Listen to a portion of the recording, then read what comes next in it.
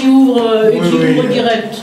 Donc c'est pas très sympa, mais c'est comme ça, et donc voilà. Mais il y en a deux ici qui ont tous les droits, enfin presque trois, il faut que je fasse attention parce que je suis toute seule.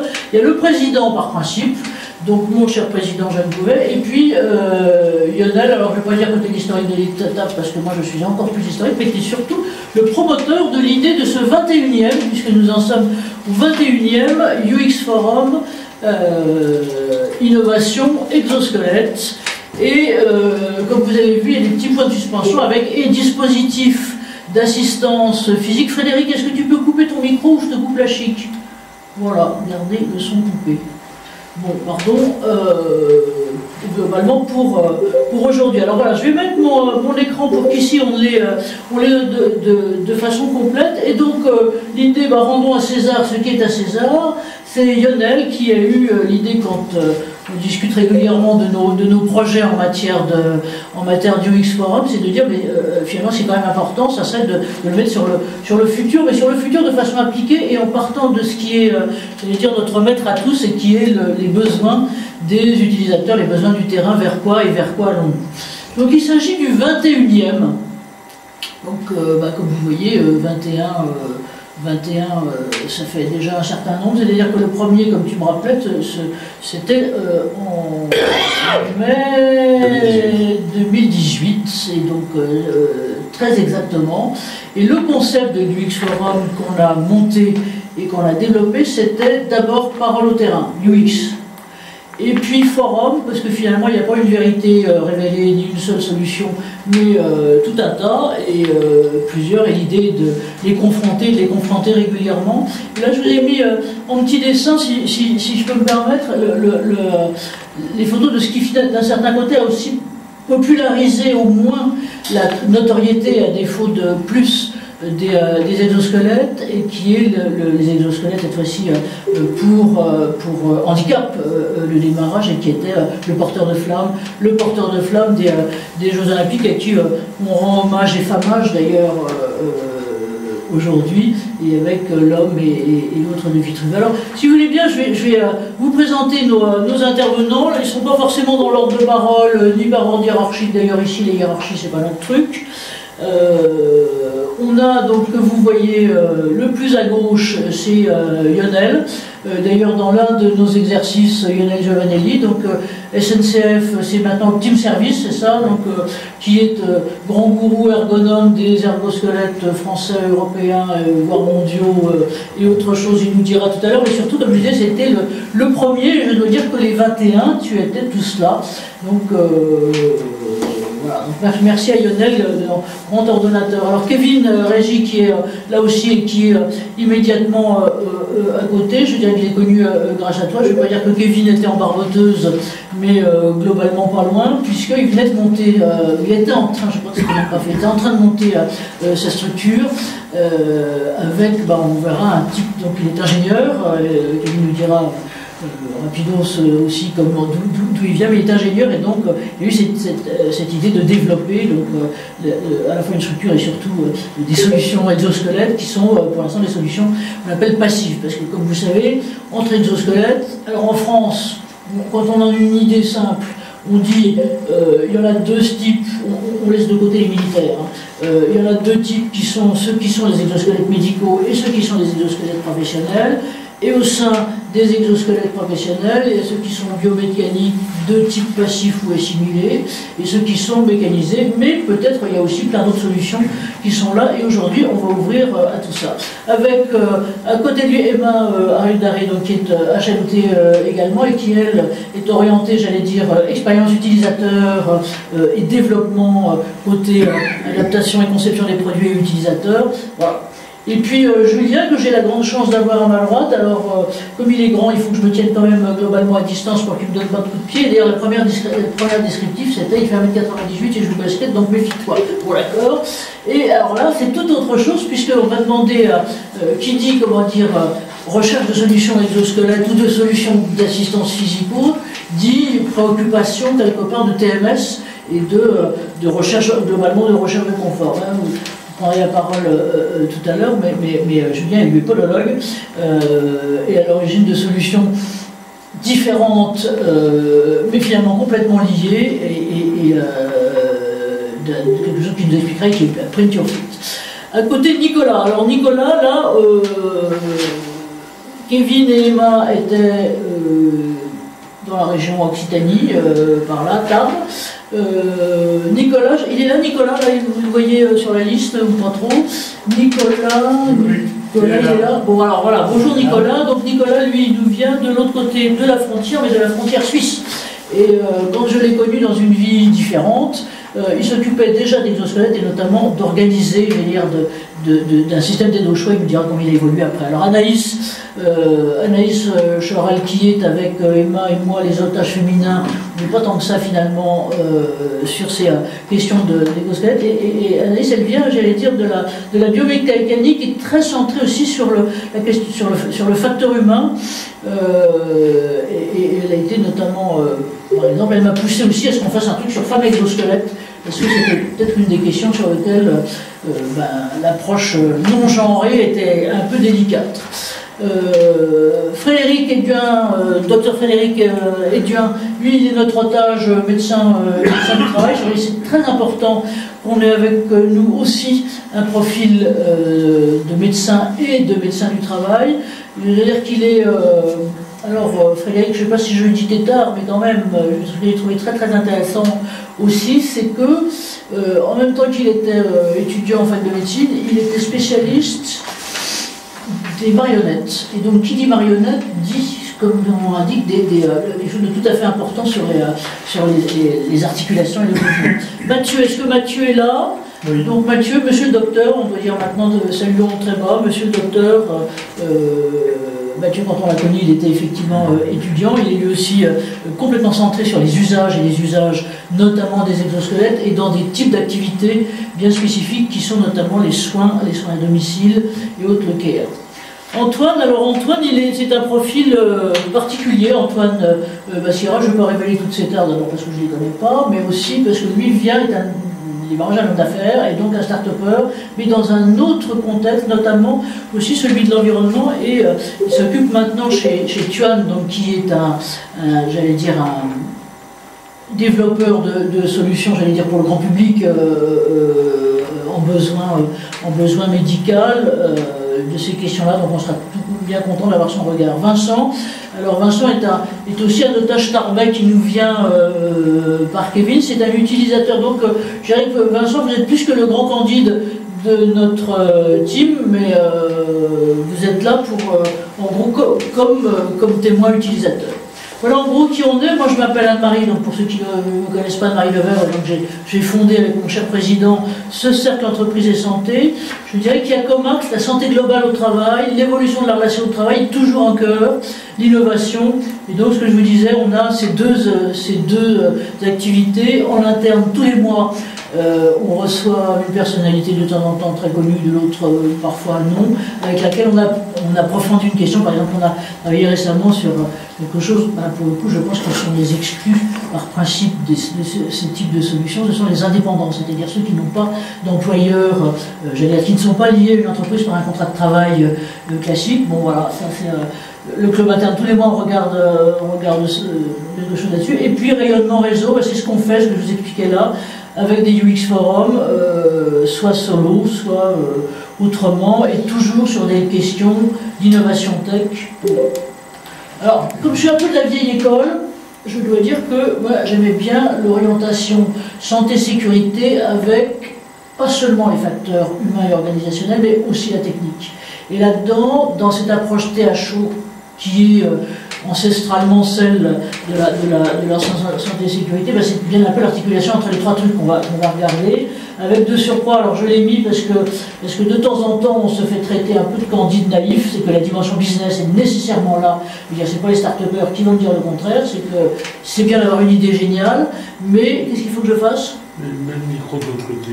Que je mette le micro. Oups. Voilà. Voilà, c'est bien. Voilà, oups, et donc, cette dimension business, elle est quand même nécessaire. Et je veux dire que c'est l'un des problèmes qu'on a, si je peux me permettre, en France, c'est que les choses sont très canalisées réglementairement. Et donc d'un côté, par exemple, il y a les solutions médicales pour le handicap, voilà. De l'autre côté, les solutions professionnelles, et sur toute l'intermédiaire. Je vois, c'est un certain nombre parmi les inscrits qui beaucoup m'ont posé la question justement de ce que et qu'est-ce qu'on fait pour le vieillissement, pour les trucs intermédiaires. Ben, ça, c'est un peu justement un problème là-dessus. Ce que je veux vous passer très vite, c'est ce qu'on voit ailleurs.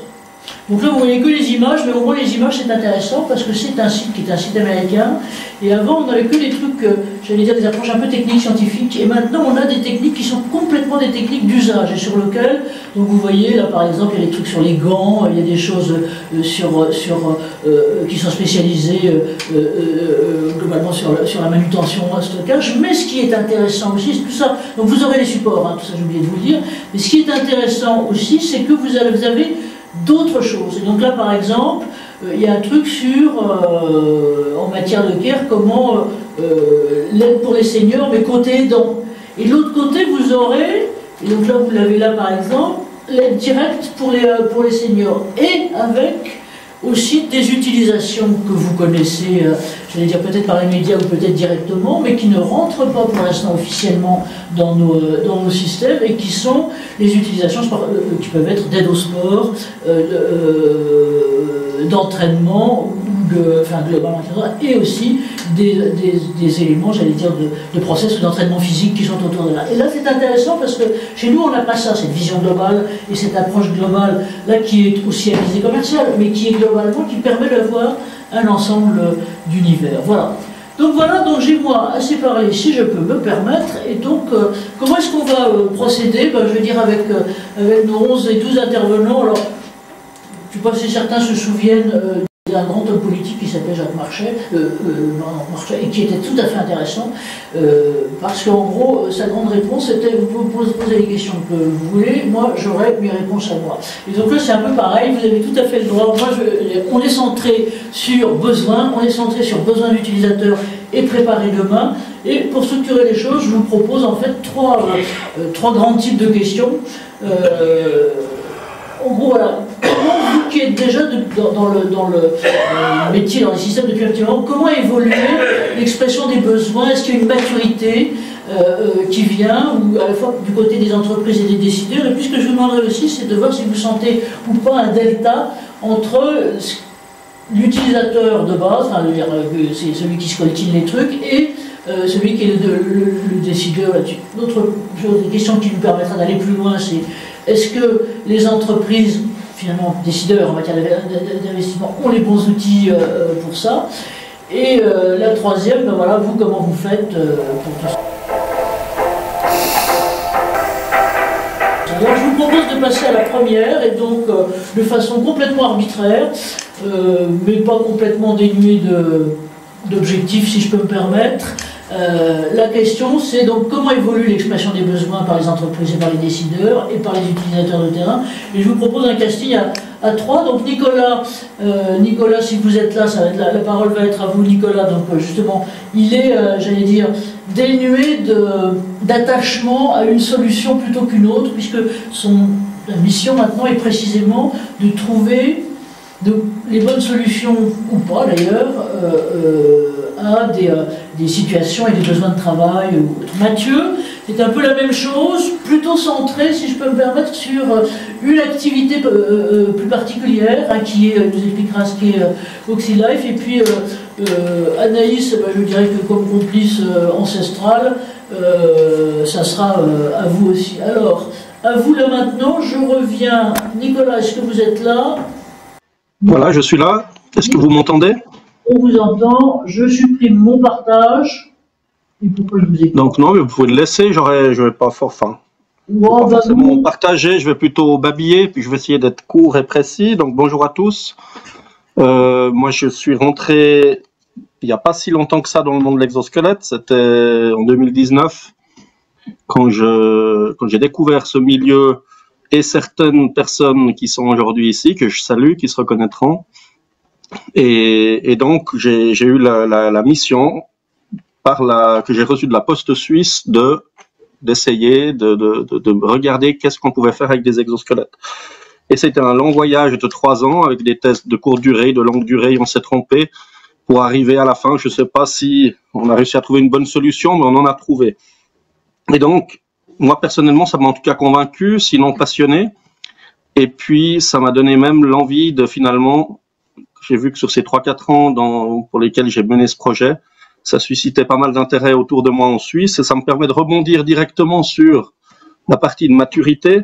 J'ai pas grand chose à vous dire là-dessus parce que je pense qu'en France, vous l'êtes beaucoup plus que nous en Suisse, mature sur ces problèmes d'ergonomie, sur ces points d'attention d'ergonomie. En Suisse, on a, je pense, vraiment encore la culture où on a un salaire pour travailler et puis travaille et tais-toi.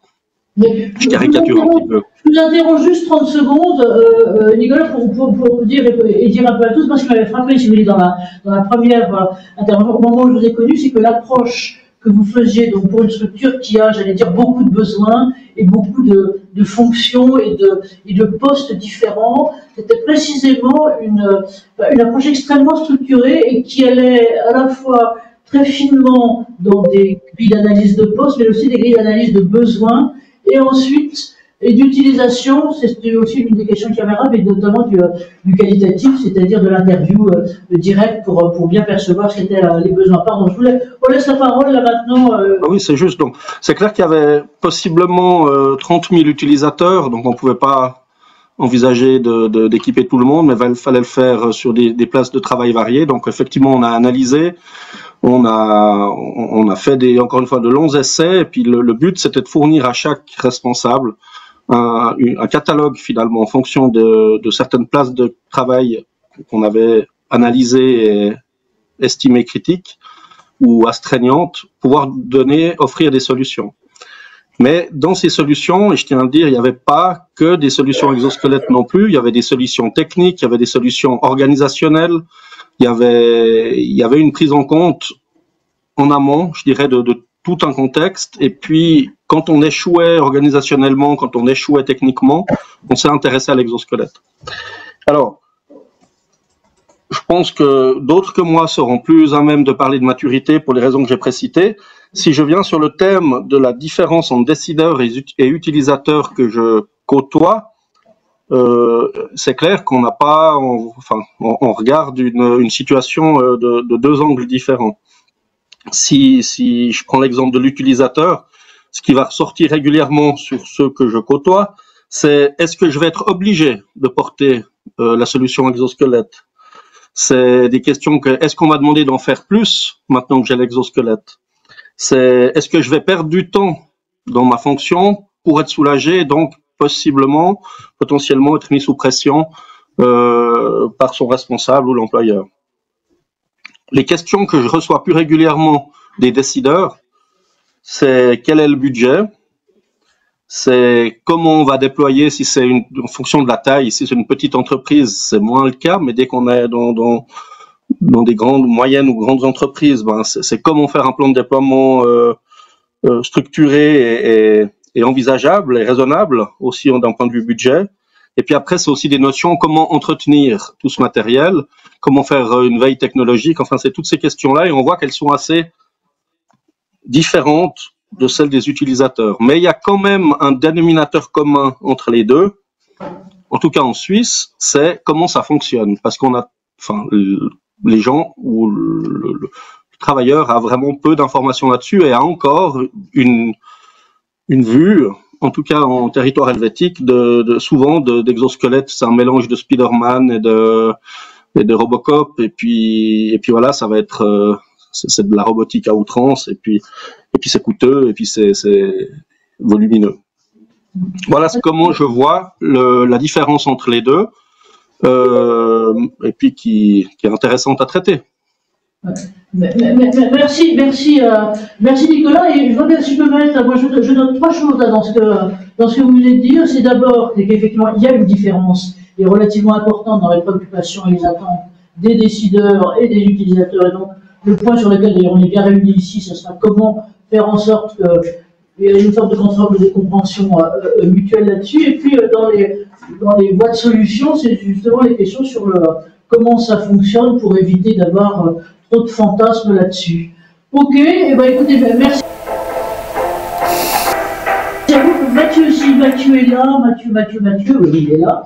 Mathieu Guittienne, si vous pouvez maintenant à vous, donc aussi en expliquant, j'allais dire d'où vous venez et pourquoi vous êtes tombé, j'allais dire dans une thèse, une vraie thèse, une thèse de doctorat sur ces questions-là. Mathieu, c'est à vous.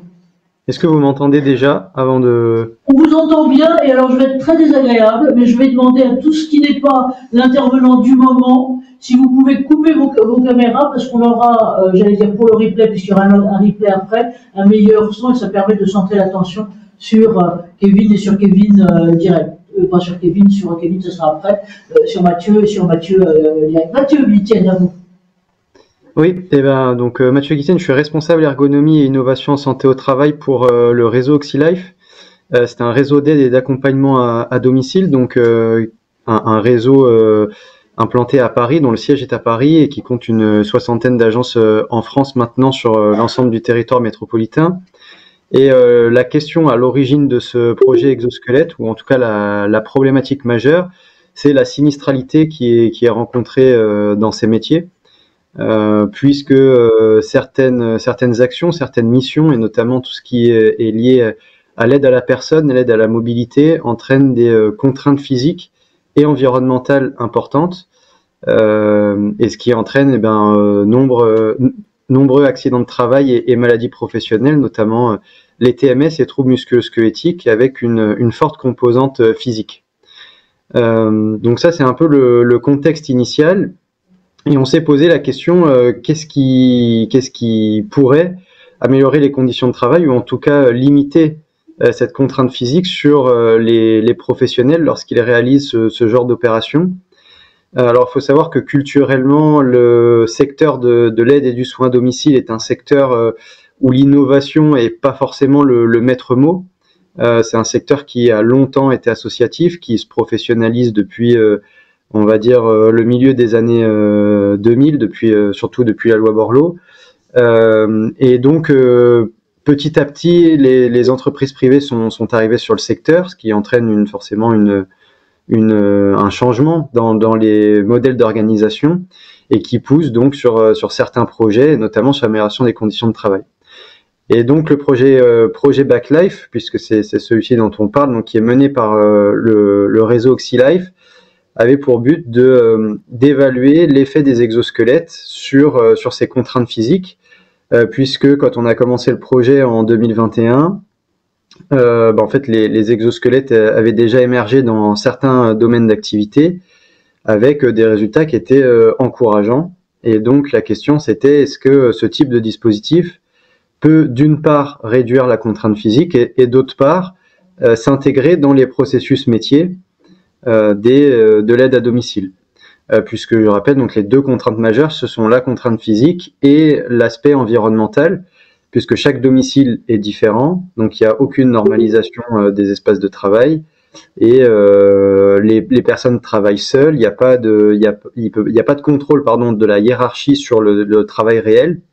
Donc tout ça fait que ce sont vraiment deux contraintes à la fois différentes et en même temps complémentaires, auxquelles on a souhaité répondre, et donc qui justifiait en partie le travail de thèse qui a été mené avec le réseau OxyLife et le laboratoire interuniversitaire de biologie de la motricité humaine de Chambéry.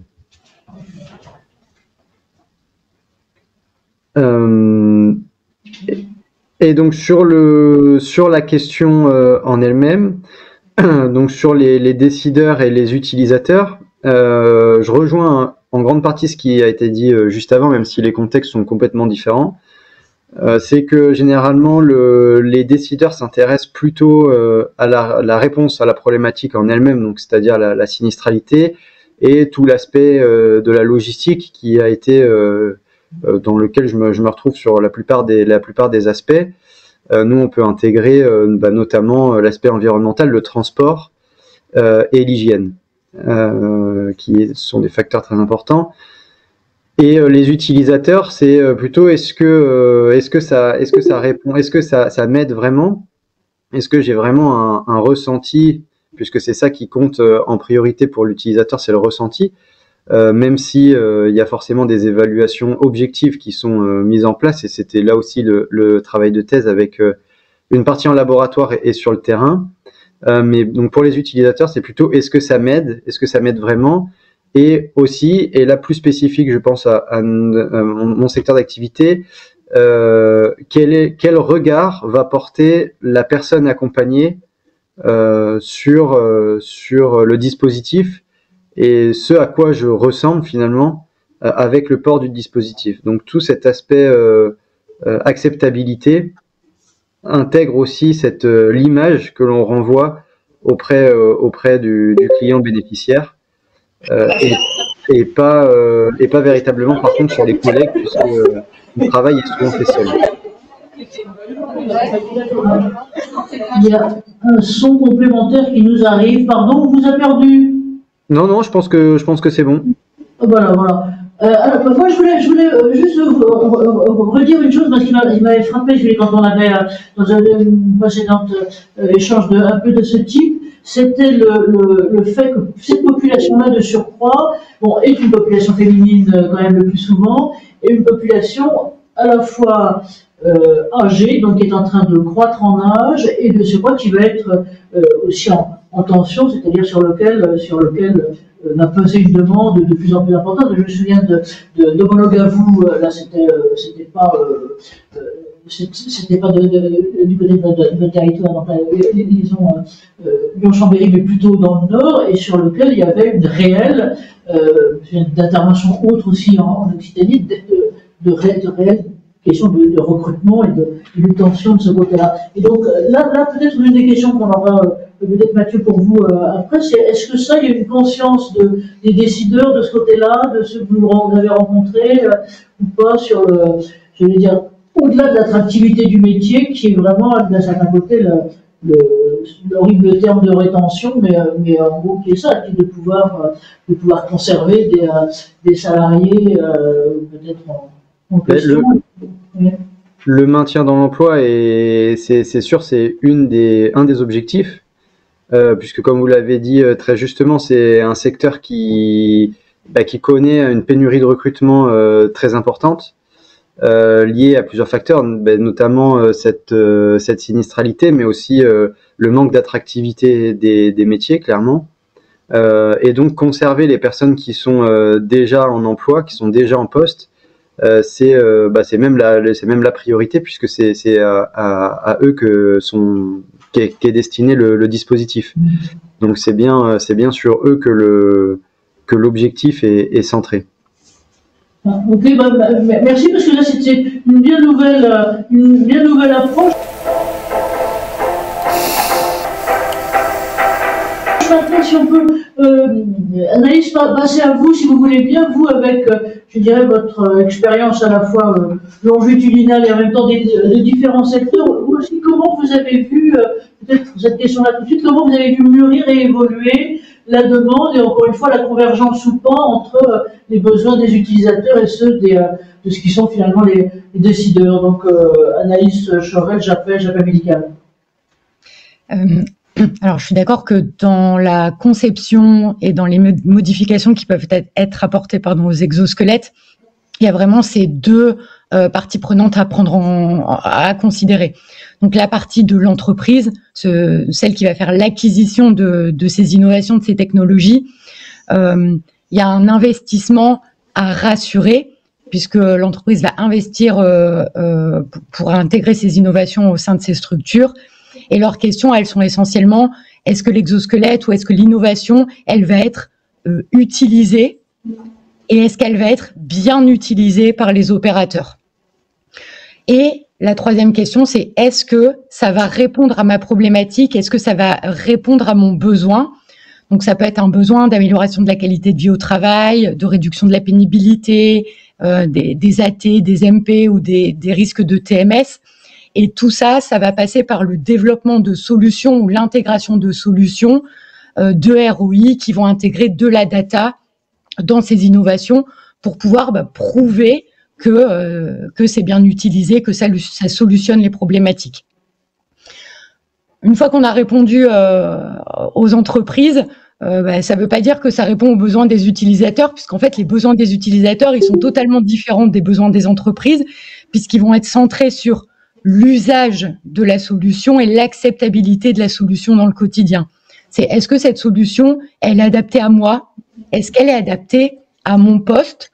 Donc là, on voit, il y a des variabilités de postes, de tâches dans les métiers. Et aujourd'hui, on sait qu'on doit se tourner vers des solutions qui puissent répondre à l'intégralité des besoins de l'homme et pas simplement d'une tâche métier.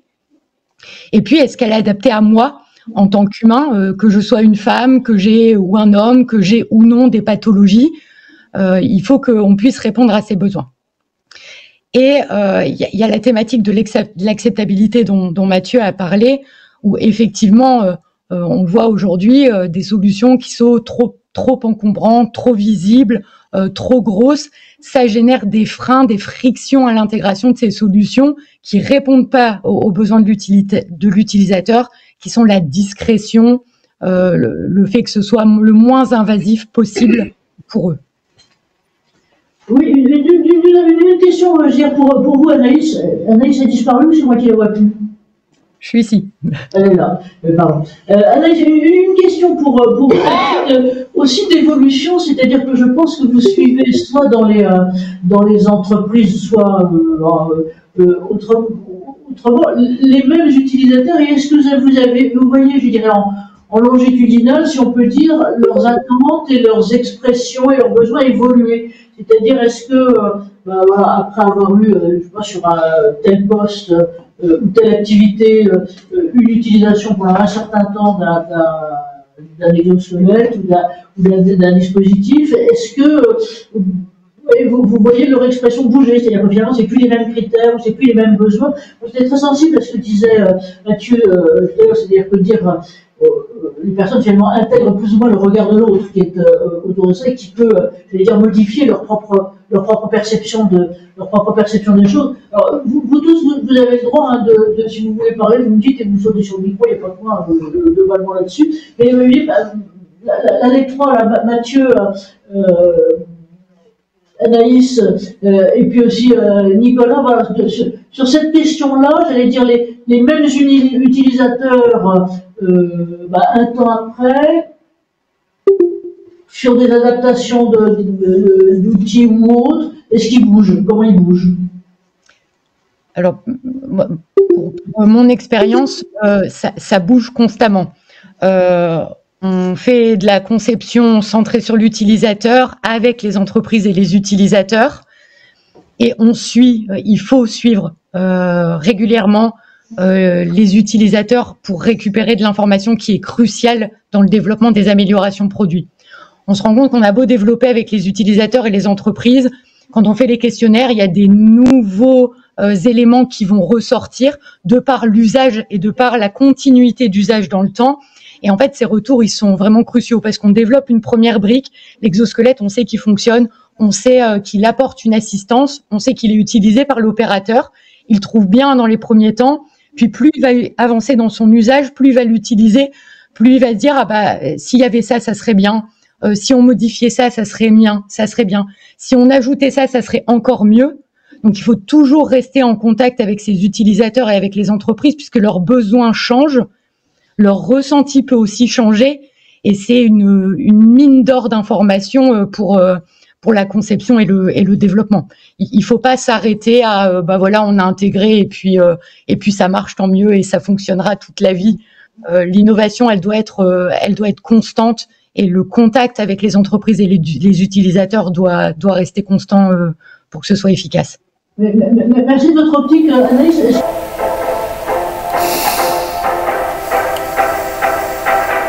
Méthodologue fou, mais quand même vous venez de passer un doctorat là-dessus, donc vous êtes à plein justement sur l'évolution du questionnement, l'évolution des perceptions là-dessus. Qu'est-ce que vous en pensez? Comment vous avez senti les choses sur cette question d'évolution des besoins des utilisateurs? C'est une question qui est hyper intéressante. Alors le travail de thèse s'intéressait pas pour le coup directement à ce questionnement-là, donc on n'a pas forcément mis en place d'études longitudinales pour évaluer les effets dans le temps et notamment tous les paramètres d'habituation. Sur les différents essais qu'on a fait, même s'il y avait encore une fois pas d'études longitudinales, c'était un intérêt qui grandissait au fur et à mesure des utilisations, parce qu'au début il y a toujours ce frein à la nouveauté, en tout cas toujours pareil dans ce secteur en particulier, et à la mise en place. Et en fait on se rend compte que dès qu'on l'utilise, même des fois très peu, hein, c'est 2-3 fois, ce frein-là de base il disparaît, et donc il y a une appropriation du dispositif. Alors j'aimerais pouvoir vous répondre un peu mieux sur la suite du projet, où l'objectif justement c'est d'aller tester ça de manière sur le plus long terme. Ça prend un peu plus de temps qu'espéré. Mais j'ai bon espoir, et en tout cas je suis convaincu que ça permettra de répondre à des questions comme celle-ci. Merci à vous. Mais on est là pour ouvrir des pistes, ça ne veut pas dire qu'elles sont déjà creusées, mais effectivement ce que vous lancez là, c'est bien intéressant. Merci à tous les deux. Nicolas, de votre côté, là aussi alors je sais que vos utilisateurs de la Poste, vous les avez lâchés si on peut dire, mais est-ce que un mot à dire là-dessus sur le suivi et sur je vous aurai 1 ou 2 minutes globalement, pas plus. Il est là, Nicolas? Oui. Alors, monsieur Nicolas. Moi, ce que j'observe à ce sujet-là, et c'est à la base de la prestation que j'offre souvent aux clients, c'est vraiment un suivi régulier et vraiment assez, pas intense, mais enfin très régulier. Je passe après 2 ou 3 jours, toujours une première fois pour les premiers soucis de jeunesse. Je sais plus comment on le met, j'ai mal réglé, je l'ai mis à l'envers. Certains arrivent aussi très vite on voit de tout. Il y en a qui se l'approprient assez vite, d'autres qui ont besoin de plus d'accompagnement. Et à partir du moment où je passe sur place et où on peut avoir ce suivi individualisé, celui qui n'en a pas besoin, ça se passe très très rapidement. Celui qui en a besoin, il est content de me voir. Et puis après, voilà, c'est décrescendo. Au fur et à mesure, Vous comprenez, Nicolas, pardon de vous interrompre là-dessus, mais là c'est plutôt encore une fois sur les enseignements que vous pouvez en tirer pour remonter soit à vous-même, soit, je dirais finalement aux partenaires concepteurs qui globalement sont les vôtres, et peut-être qu'on reviendra là-dessus. Alors moi j'aimerais bien, pardon, là, je vous arrête là, passer la parole maintenant. Et qu'on regarde globalement, là maintenant, côté entreprise, côté employeur, le diagnostic que vous pouvez avoir les uns les autres sur justement, Lionel, toi tu seras un peu des deux côtés, puisque tu es à la fois concepteur, utilisateur, entreprise et tout ça, et on est tous vous êtes tous un peu l'ensemble. Voilà. Est-ce qu'on a les bons outils, les bonnes approches pour évaluer les besoins du terrain et pouvoir les transmettre justement aux concepteurs? Comment, là cette fois-ci, on s'approche, j'allais dire, pour le coup, la décision de modalité de conception? Comment vous voyez les choses? Et je vous propose donc plusieurs regards de ce côté-là. Donc Lionel, le premier, avec l'expérience à la fois qui est la tienne et la puissance, si je peux me permettre quand même, de SNCF, puisque juste pour rappeler les choses, les premiers UX Forum qu'on a tenus, il n'y avait que des grands. C'est-à-dire qu'il n'y avait que des très très grosses structures qui pouvaient avoir les moyens de tests, de développement et autres.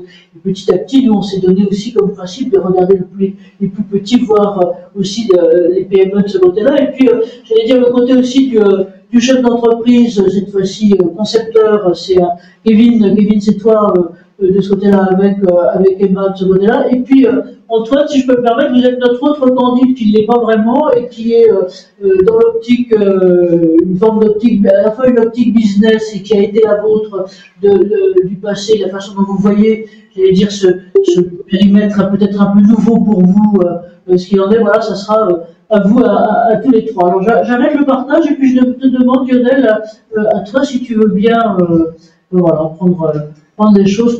Comment tu vois les choses? C'était un peu le même type de question et comment ça a évolué de ce côté-là. Alors je dirais que bonjour à tous, toutes et à tous. Alors effectivement, hein, j'ai bien aimé moi, les 3 premières présentations. On parle beaucoup du besoin, mais je crois qu'il faut qu'on sépare la notion d'analyse du travail, d'analyse des contraintes qui va permettre de formaliser un besoin. Et je crois que c'est important de faire cette distinction-là. Si on ne fait pas cette distinction, à un moment donné, on va réduire à « j'ai besoin de quoi ». Mais si on n'a pas fait une analyse précise des contraintes ou une analyse d'activité, on risque d'oublier certaines choses et de regarder que certaines parties, certains besoins, mais comme on sait toujours, hein, il faut qu'on creuse cette partie-là. Je crois que ça, c'est vraiment quelque chose qui est important. Alors, je dirais que oui, on commence à avoir quand même pas mal d'outils, hein, avec notamment la norme AFNOR, on décrit quand même pas mal de choses dedans. Puis après, chaque entreprise, ceux qui ont des ergonomes, les fabricants distributeurs ont des personnes qui permettent de faire ces études, etc. Donc là, je pense qu'il y a tout un travail qui a été fait depuis une dizaine d'années qui permet effectivement d'avoir des outils. Alors c'est comme tout outil, hein, il faut les faire évoluer, il faut les améliorer. Maintenant, on utilise beaucoup les capteurs, l'analyse posturale, l'analyse vidéo. Ça permet effectivement d'identifier et d'analyser ces contraintes. Et après, la difficulté, c'est comment on fait le lien entre ces contraintes qu'on va traduire par une expression fonctionnelle des besoins, mais comment on va, à un moment donné, traduire entre ces besoins et les solutions. Donc moi, dans mes travaux de recherche, je suis en train de finaliser un outil qui permet justement, là j'ai qualifié 114 exosquelettes pour l'instant, j'ai 7 indicateurs, 50 critères, qui permet d'avoir quelque chose qui est loin d'être exhaustif, bien entendu, mais c'est déjà mieux que... moi, dans certains établissements, j'ai un agent, la seule chose qui l'intéresse, c'est le confort. Tous les autres critères, il n'en veut pas, ça ne l'intéresse pas. Donc ce qui est important, c'est d'arriver à montrer qu'il ne faut pas regarder que le confort, pas regarder que le poids, pas regarder que le niveau d'assistance, mais c'est bien une mise en lien de tous ces critères-là. Donc moi, j'ai fait un outil qui permet d'aller quelque part de la contrainte à l'expression forcément du besoin et faire l'adéquation ou pas avec plein d'exosquelettes, tout en sachant que l'outil n'a pas de vocation à dire il faut prendre cet exosquelette et les autres on les oublie. Ça, c'est absolument pas l'objet de l'outil. Mais l'outil va prioriser les exosquelettes. C'est-à-dire qu'il va donner, typiquement, si on a des contraintes liées à l'épaule, l'outil va proposer tous les exosquelettes qui assistent à un moment donné de manière différente au niveau des épaules. Et c'est à ce moment-là, effectivement, que le groupe projet va devoir se poser des questions à partir de tous les exosquelettes proposés, en regardant les caractéristiques techniques, en discutant, etc., en faisant appel, bien entendu, aussi aux fabricants et distributeurs, de faire un choix et un filtre un peu plus affiné, qui là sort, bien entendu, du cadre de cet outil, de cette démarche. Mais je crois que ça c'est important. Et en plus, je trouve que les fabricants distributeurs participent, de par leurs travaux et leurs interventions dans les entreprises, à diffuser la culture autour de la technologie exosquelette. Le discours a énormément changé depuis plus de 10 ans, et je pense qu'il va encore évoluer parce que les produits évoluent, les fabricants distributeurs nous amènent des nouvelles solutions avec des nouveaux types d'assistance, et à un moment donné, c'est ça qui est important. Et donc moi, qu'est-ce que je m'attache à faire à mon niveau, c'est que j'essaie de chercher d'autres solutions. Typiquement, à un moment donné, je me suis posé la question, qu'est-ce qu'une assistance physique? Là-dessus, j'ai apporté une réponse qui est la mienne, et je me suis basé là-dessus, mais ça m'a permis d'ouvrir le champ des solutions qui permettent d'assister les agents sur des tâches qui sont physiquement contraignantes. Et ça, je trouve que c'est important. Merci Lionel. Tu ouvres sur une autre dimension, dire, qui est celle de la complémentarité des outils, c'est-à-dire que les études peuvent déboucher bien sûr sur les exosquelettes, mais ça peut déboucher aussi sur d'autres choses. Donc là par exemple, ce qui est intéressant dans ce que tu dis aussi, c'est que c'est pas un modèle ou un type particulier, mais c'est vraiment plutôt une analyse de situation et de besoins globalement que tu fais. Bon, l'une des questions que j'aurais envie de poser, mais peut-être après, on va passer la parole à Kevin, Régis, s'il veut bien globalement là maintenant, j'allais dire lui, chef d'entreprise de l'autre côté, comment ils sont évoluer la maturité justement de critères de décision ou de compréhension des problématiques. Alors c'est toujours difficile de vous poser les questions sur vos clients, si je peux me permettre, donc tout ce que vous pourrez dire sera retenu contre vous, mais enfin complètement. Et puis après, la question pour toi, c'est juste pour laisser le temps à Kevin de se préparer, mais la question pour toi, Lionel, ça sera après. Alors là aussi sans trahir de secret d'État, parce qu'on a tous des mots-clés quelque part, mais comment la maturité a évolué dans ta propre entreprise? Ça c'est aussi une question, parce que vous êtes une grande structure avec des besoins qui sont protéiformes. Quand tu es connu, c'était plutôt sur les questions de maintenance, par exemple, il y en a globalement d'autres, et on voit bien là aussi que, ce que disait Anaïs tout à l'heure, c'est que les choses mûrissent. et donc les expressions sont pas forcément les mêmes. Donc là, Kevin et puis Emma, si elle est là à côté, vous pouvez aussi le faire en duo de ce côté-là. Voilà, comment vous avez senti l'approche, j'allais dire la méthodologie d'approche, parce que quelque part, alors je ne devrais pas dire des choses obscènes, mais le marketing est quand même aussi un peu proche globalement de la demande, et sur ce qui est et quelquefois son objectif c'est aussi de faire évoluer et de faire comprendre, de faire mûrir justement cette demande. Comment ça se passe du côté de ton côté, de votre côté?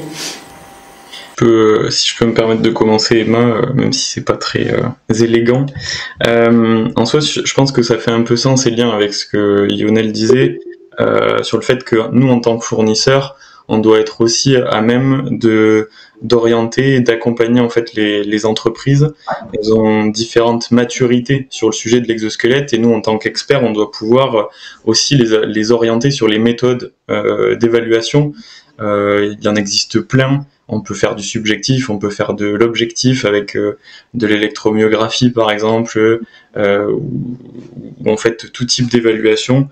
Et l'idée c'est de pas trop orienter nous en tant que fabricants comme l'exosquelette étant la solution, parce que c'est une solution parmi tant d'autres. Et l'idée c'est pas d'orienter le client sur ce que nous on a envie qu'il choisisse, mais de bien lui rappeler, de bien identifier ses besoins, et on a cette obligation, ce rôle de conseil, de pouvoir derrière les aider, les accompagner dans cette réflexion suivant le niveau de maturité qu'ils ont. Des fois, on a des entreprises qui pensent que l'exosquelette va supprimer les TMS sans savoir qu'au final, un TMS est multifactoriel, et du coup, on va quand même leur donner ce type d'informations pour qu'ils arrivent à mieux approfondir leurs besoins avec de nouvelles peut-être connaissances qu'ils n'avaient pas initialement. Et l'idée, du coup, c'est on a un petit peu ces deux rôles orientés sur la méthode d'identification des besoins, qu'est-ce qu'ils attendent aussi des exosquelettes pour savoir comment derrière les évaluer, et du coup l'accompagnement il se fait aussi dans la durée, parce que ces besoins peuvent évoluer, ça a été dit et ça pourrait peut-être être détaillé aussi par Lionel dans ses expériences, mais les personnes, les clients, qu'ils soient utilisateurs ou décideurs, vont modifier aussi leurs besoins, parce qu'ils vont avoir une nouvelle compréhension de ce que pourraient apporter ces nouveaux dispositifs, et ça marche pour toutes les technologies. Quand on la connaît pas bien, on peut pas savoir jusqu'où on peut aller, et quand on apprend à la connaître, on peut peut-être aller plus loin, et ça amène de nouvelles ouvertures pour peut-être répondre à d'autres besoins non identifiés au début. Et j'allais dire, depuis, ça fait quoi? Ça fait un petit moment, plus de quelques années que vous avez monté votre structure. Alors encore une fois, je fais une parenthèse, pardon, ce que j'aurais dû dire au début, c'est que on n'est pas là pour faire du marketing, et on n'est pas là pour vendre globalement une structure. Pardon, mais dans des exercices précédents, ce qui n'est pas du tout ce que tu as fait, hein, Kevin, mais c'était juste pour redire les choses, redonner les règles du jeu globalement à tout le monde, c'est qu'on est là, j'allais dire, globalement pour réfléchir ensemble. En revanche, ce qu'on fera après, pardon, j'en profite là maintenant, ce sera peut-être de faire un peu à la fois une liste à la fois de vos contacts, et puis peut-être de papiers ou de documents que vous pouvez faire et que vous pouvez donner à porter à connaissance là-dessus. Voilà. Kevin, je reviens à toi, juste pour dire, justement, puisqu'on est en train, finalement, aujourd'hui, on est, je dirais pas, on est dans une mûrisserie, mais on est un peu globalement là-dedans. Comment tu as vu vraiment évoluer les choses, notamment dans cette coopération pour la conception? C'est-à-dire à quel moment, toi, concepteur donc extérieur, comment ça se passe? Est-ce que les choses ont bougé de ce côté-là? Même question pour Emma.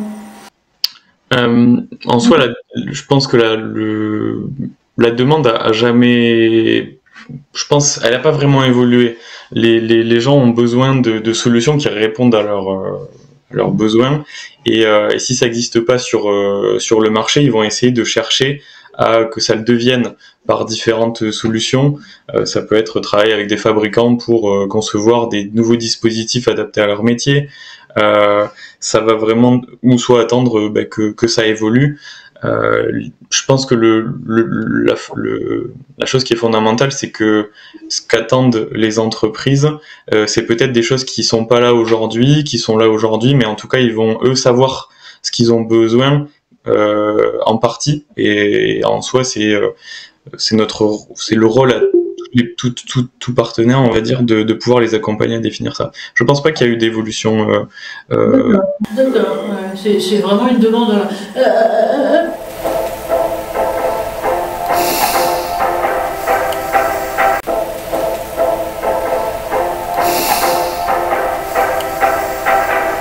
Maintenant, Antoine, si vous voulez bien, donc Antoine Basquiat, vous êtes Tuan maintenant, mais après avoir été, moi c'est aussi votre itinéraire perso et votre orientation perso qui nous intéresse, et votre regard, j'allais dire, de quelqu'un qui finalement sait analyser des périmètres et des périmètres nouveaux. Antoine, à vous, peut-être si vous pouvez dire en 2 mots qui vous êtes, et puis cette question justement de l'analyse des besoins des décideurs, comment vous la voyez pour cet univers-là? Bonjour à tous, vous m'entendez, c'est bon? On vous entend super. Ouais, génial.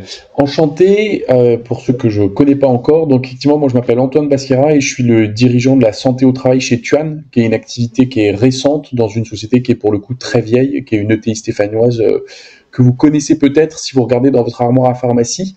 Et effectivement, ce que disait Anne-Marie, c'est que avant, j'ai créé une société en innovation, c'est de l'analyse de start-up et de PME pour des grands groupes.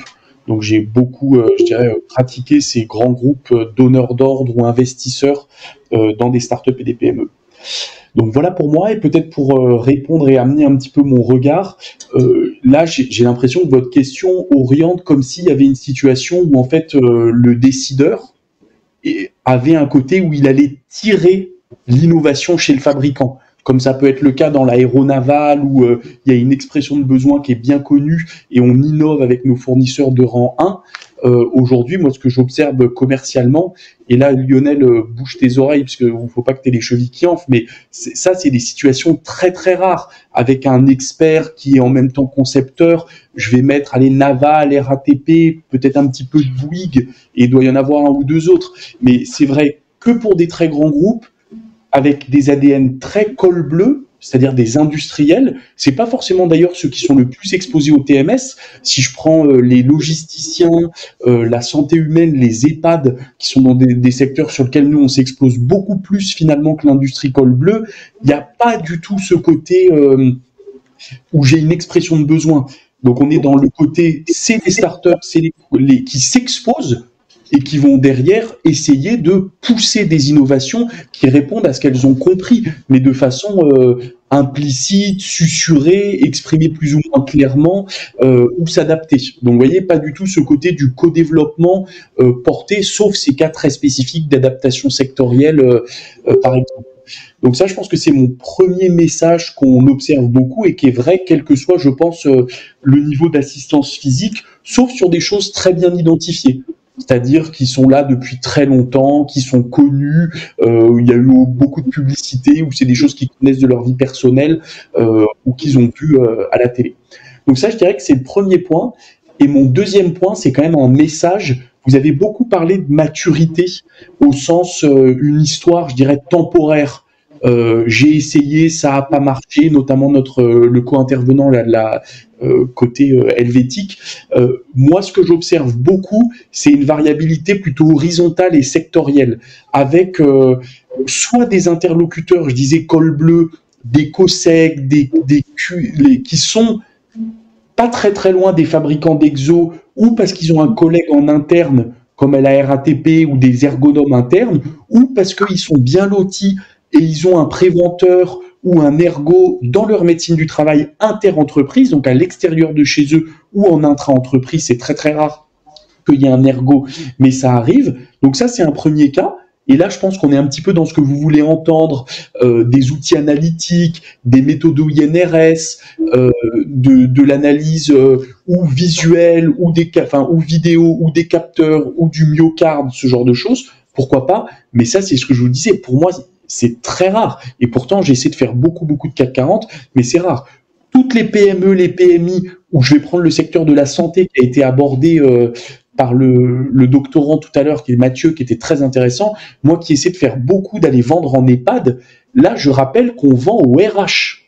C'est des organigrammes où il n'y a pas, c'est ce que vous avez l'habitude de pratiquer dans l'industrie, des profils santé-sécurité. Là, vous êtes exposé à des DRH adjoints ou à des directeurs d'établissement aussi. Donc là, imaginez la distance. Eux, ils sont dans une expression de besoin qui ressemble à « j'ai dans mon DEIRP un risque TMS, le code du travail me dit que je dois mettre en place une réponse efficiente et efficace. » D'accord.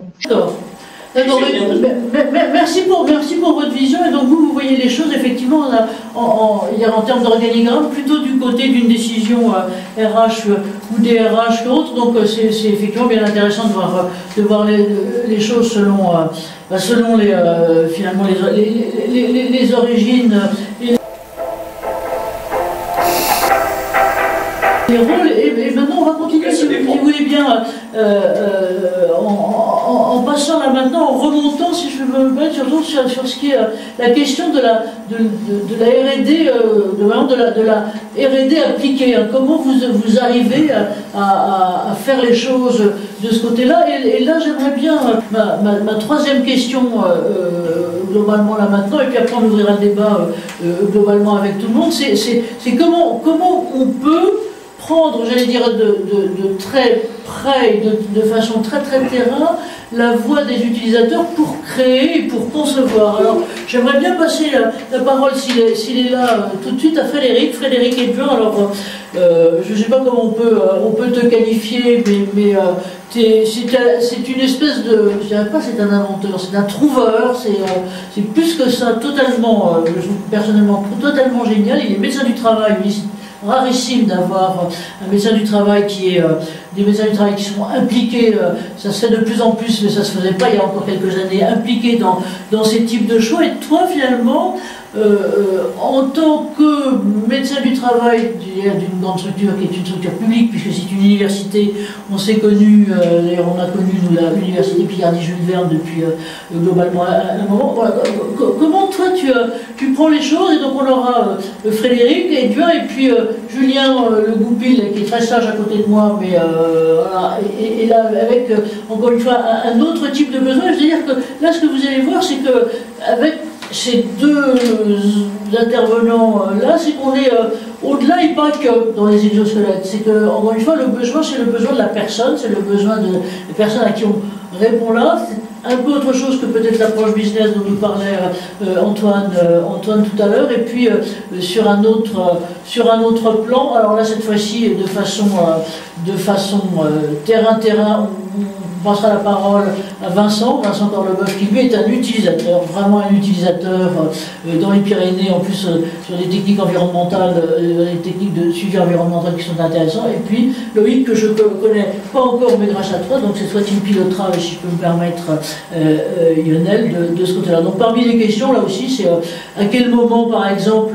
de la conception va intervenir l'utilisateur ou le sens de l'utilisateur? Comment est-ce que vous prenez en compte ça? C'est une autre grande question, et moi qui m'a toujours travaillé de ce côté-là, c'est qu'on voit les gens au travail, mais en gros, de plus en plus, la revendication, voire la rébellion, c'est moi je ne suis pas que quelqu'un qui travaille, je suis quelqu'un qui vit et qui vit de la même façon. Voilà, donc la parole est à vous, j'arrête le partage, et Frédéric, si tu veux bien prendre le manche et prendre le micro, c'est à toi. Super. Voilà. Nous, les exosquelettes, on les a intégrés à partir de besoins, alors ce n'était pas des besoins d'exosquelettes, mais à partir du cabinet médical, de la connaissance des agents et de leurs problématiques. Donc l'intégration des exosquelettes s'est faite d'abord pour des personnels et des compensations, des assistances de compensation pour des personnes en situation de handicap. Ensuite, on a évolué pour certains types d'exosquelettes, puisqu'on a été progressivement sur différents types d'exosquelettes. On a commencé par les exosquelettes du membre supérieur parce qu'on avait un grand nombre de pathologies professionnelles de l'épaule, des tendinopathies de la coiffe des rotateurs. Donc ça a été notre point de départ. Ensuite, grâce à ce travail autour des personnes en situation de handicap, qui avaient des pathologies de l'épaule. On a voulu passer à l'étape suivante, c'est-à-dire à la prévention primaire. D'accord, donc peut-être si tu peux revenir là-dessus, effectivement, c'est une approche qui est assez différente de ce qu'on a vu jusqu'ici, puisque toi, finalement, ton entrée, c'était de la prévention tertiaire, voire de la réparation de ce côté-là. Et voilà, comment les choses vont évoluer, hein, donc, juste pour situer bien, Frédéric est médecin du travail d'une entité, je ne sais pas combien il y a de salariés là-dedans, mais il y a du monde, voilà. Oui, mais j'ai pas entendu ce que tu viens de dire. Parce que le son est un peu haché. La question, ah oui, alors, la question, merci, oui.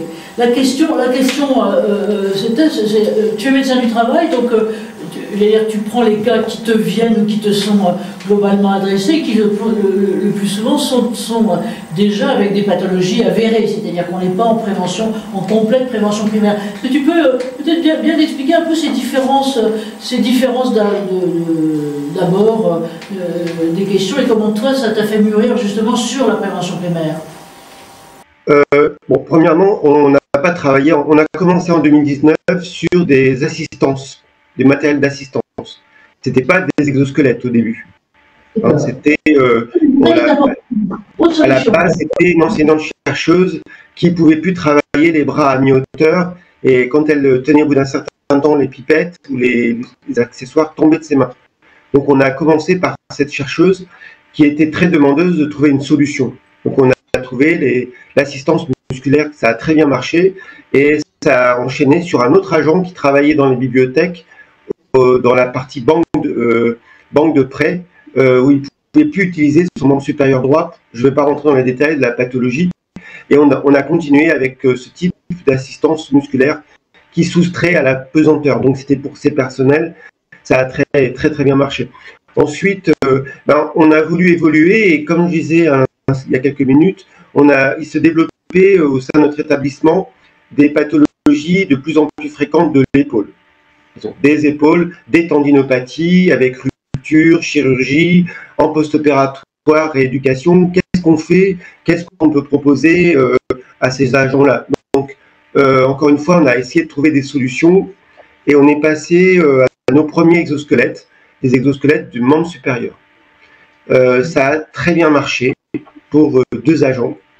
Ensuite, cet ensemble de la succession de ces réussites-là nous a permis de faire un dossier pour le FIAC, c'est le Fonds interministériel d'amélioration des conditions de travail, qui nous a financé pour équiper une dizaine d'agents en prévention primaire. On a continué sur d'autres pathologies, donc des pathologies inflammatoires du rachis ou des pathologies chroniques du rachis, notamment au niveau lombaire. On est passé cette fois par l'équipement d'agents, et ça c'était l'année dernière, l'équipement d'agents par des exosquelettes du rachis pour des agents qui avaient des pathologies inflammatoires, donc du dos. Et on a continué, et là on a continué hier, on est passé en prévention primaire pour la protection du dos à partir d'exosquelettes qui protègent le dos. Et parallèlement, il y a aussi des agents qui font des demandes, et on a un agent qui nous a demandé, un plombier qui est lui aussi en situation de handicap, qui nous a demandé un exosquelette cette fois actif, parce qu'auparavant on n'utilisait que des exosquelettes passifs. Et comme on a un agent volontaire qui est demandeur, on est allé avec lui, on a cherché des modèles, et actuellement on lui fait tester des exosquelettes actifs. Voilà, il y a une évolution, mais alors on a de la chance parce que à la fois les agents deviennent demandeurs, puisque au sein de l'établissement on a créé une dynamique autour des solutions exosquelettes. Et puis, on travaille avec le laboratoire Institut Ingénierie de la Santé où on peut les tester. C'est-à-dire, on a la chance d'avoir une équipe et des étudiants en master rééducation et adaptation qui aussi parallèlement testent le matériel qu'on fait tester aux agents. Donc, on a un volet un peu scientifique, recherche, qui peut valider le matériel sur lequel on essaie d'investir, à la fois pour avoir des résultats empiriques au niveau des agents qui nous disent moi je suis moins fatigué, je trouve que ça m'aide, et puis validé par des études où on calcule la consommation d'oxygène à l'effort avec, sans exosquelette, ou aussi on utilise des capteurs pour voir quelle est la conséquence sur l'activité musculaire.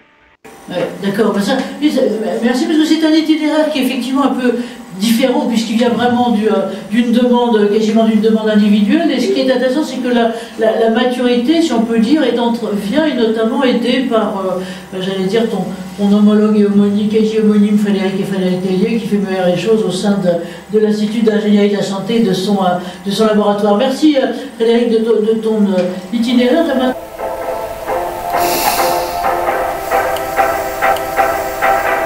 On va passer la parole, alors je vais lui passer le micro, puis on va orienter la caméra aussi si tu veux bien de ce côté-là, à Julien Louis. Alors vous êtes venu finalement de façon, j'allais dire, quasiment différente à ces questions d'exosquelette, mais qui sont plutôt encore une fois par un besoin et qui est un besoin du terrain. Est-ce que vous pouvez nous expliquer ça? Bonjour, déjà merci pour l'invitation. Anne-Marie, alors moi je sors un petit peu des exosquelettes, mais en même temps je trouve il est marqué effectivement approche complémentaire, et je me sens de plus en plus proche de cette approche complémentaire. Je suis podologue de formation et je suis parti exclusivement du terrain, ce qui fait que depuis 25 ans que j'étais podologue, en fait, je constatais en fait une forme de pénibilité physiologique du travail en position debout, avec principalement le port de chaussures de sécurité, et du coup il a fallu que je trouve des systèmes, et en regardant ce qu'il existait comme système permettant d'améliorer ses conditions de travail de l'homme debout, j'étais pas particulièrement satisfait entre les tapis anti-fatigue et autres systèmes. Donc du coup c'est là qu'on a décidé effectivement de développer des semelles sur mesure anti-fatigue qui améliorent la circulation sanguine et surtout qui permettent aussi principalement d'améliorer le confort, parce que ce qui m'a plu dans tout ça, c'est la notion d'adaptation, c'est-à-dire qu'en fait, pour qu'une solution soit efficace, il faut d'abord qu'elle soit portée et adaptée. Donc on est reparti sur cette base-là, et avec une volonté, entre autres à la SNCF avec Lionel à mes côtés, du coup de démontrer déjà par de l'enquête de satisfaction que la solution était bien acceptée par les utilisateurs, avec un retour d'utilisation sur différents items comme le confort, l'amélioration de la circulation sanguine, même les douleurs lombaires, etc. Parce que pas grand monde s'est occupé du pied qui est la base de l'homme debout, et il nous semble important, en tout cas chez nous, que si on veut régler aussi les troubles musculo-squelettiques de l'appareil supérieur, on peut aussi commencer à travailler en complémentarité avec la base qui est le pied dans sa fonction de régulation de l'homme debout. Merci Julien là-dessus. Moi j'ai un peu une question pour Lionel globalement, donc pareil, micro, caméra sur Lionel si tu veux bien, globalement là maintenant. Comment s'est fait l'articulation? On voit bien dans le cas de Frédéric Éduin, par exemple tout à l'heure, qu'il est arrivé, si je peux dire, aux questions d'exosquelette comme étant un élément d'un mix de solutions. Finalement, c'est globalement c'est un mix de solutions par des demandes très individuelles liées à des pathologies très spécifiques. Donc on voit bien ce mouvement, j'allais dire, qui est vraiment issu de demandes de terrain avec, j'allais dire, Frédéric en Je retrouve tout pour faire évoluer la chose. Là, si je peux me mettre, c'est un peu toi, Je retrouve tout. Comment se fait le lien, j'allais dire, en articulation de besoins professionnels en ergonomie entre toi, ta spécialité sur laquelle moi je te connais, qui est celle de l'exosquelette, et puis l'incidence, si on peut dire, et qui est plus une incidence de l'homme debout, ce que disait avec d'autres enjeux TMS tels que par exemple ils peuvent se ressentir en matière d'exosquelette. Comment ça s'est fait? Comment ça se pratique? Interne chez vous. En fait, moi je me suis toujours intéressé à l'innovation depuis 30 ans que je travaille, et en fait j'aime bien inventer des nouveaux trucs. Maintenant je ne peux pas tout inventer, je n'ai pas toutes les connaissances, et puis il y a des gens qui font des produits nettement meilleurs que ce que je pourrais proposer. Mais ce qui est intéressant à un moment donné, c'est que le dénominateur commun de tout ce qu'on a dit, c'est l'humain. C'est pour ça que moi depuis quelques années, je parle beaucoup de la démarche centrée sur l'humain, parce qu'un utilisateur, avant d'être un utilisateur d'exosquelette, c'est un humain. Et même si on regarde la littérature scientifique, il y a plusieurs utilisateurs autour d'un exosquelette. Il y a celui qui le porte, il y a celui qui le maintient, il y a celui qui forme, il y a celui qui le vend, il y a celui qui le conçoit, etc. Donc on voit bien que le produit, il doit être proposé pour plusieurs personnes. Et donc à un moment donné, moi je me suis dit, bah, c'est bien, mais c'est compliqué de s'attacher qu'à l'usage, qu'à l'utilisateur. Et comme c'est compliqué, bah, revenons à l'humain. Donc moi, mes travaux, c'est j'oublie l'usage, je le laisse de côté, dans un premier temps, de côté. Je travaille sur comment je peux aider l'humain. Et donc maintenant, je vais à la pêche aux informations, je fais mon petit tour de LinkedIn, et puis bah, j'ai des petits réseaux aussi, hein, qui m'aident beaucoup. Et je suis à la recherche de toutes les innovations qui sortent un peu du cadre. Des choses qui sont un peu confidentielles, parce qu'à un moment donné, ils ont du mal un peu, pas à percer, mais ils ont du mal à se mettre en visibilité. Et moi, quand j'ai rencontré Julien, indépendamment du produit, ce qui m'a intéressé, moi, c'est le regard que Julien avait sur l'humain. Et je crois que c'est ça, je trouve, qui est hyper intéressant. Alors, je discute beaucoup hein, avec tous les fabricants, distributeurs, avec d'autres utilisateurs, et je trouve que c'est intéressant parce que les gens commencent à comprendre que c'est l'humain. Et l'humain, il devient utilisateur, mais avant d'être utilisateur, il est humain. C'est ça qui est hyper important. Ouais, et c'est un humain, j'allais dire, polyvalent, parce qu'il n'est pas que, il n'est pas que dans son boulot et dans son job avec une fonction particulière.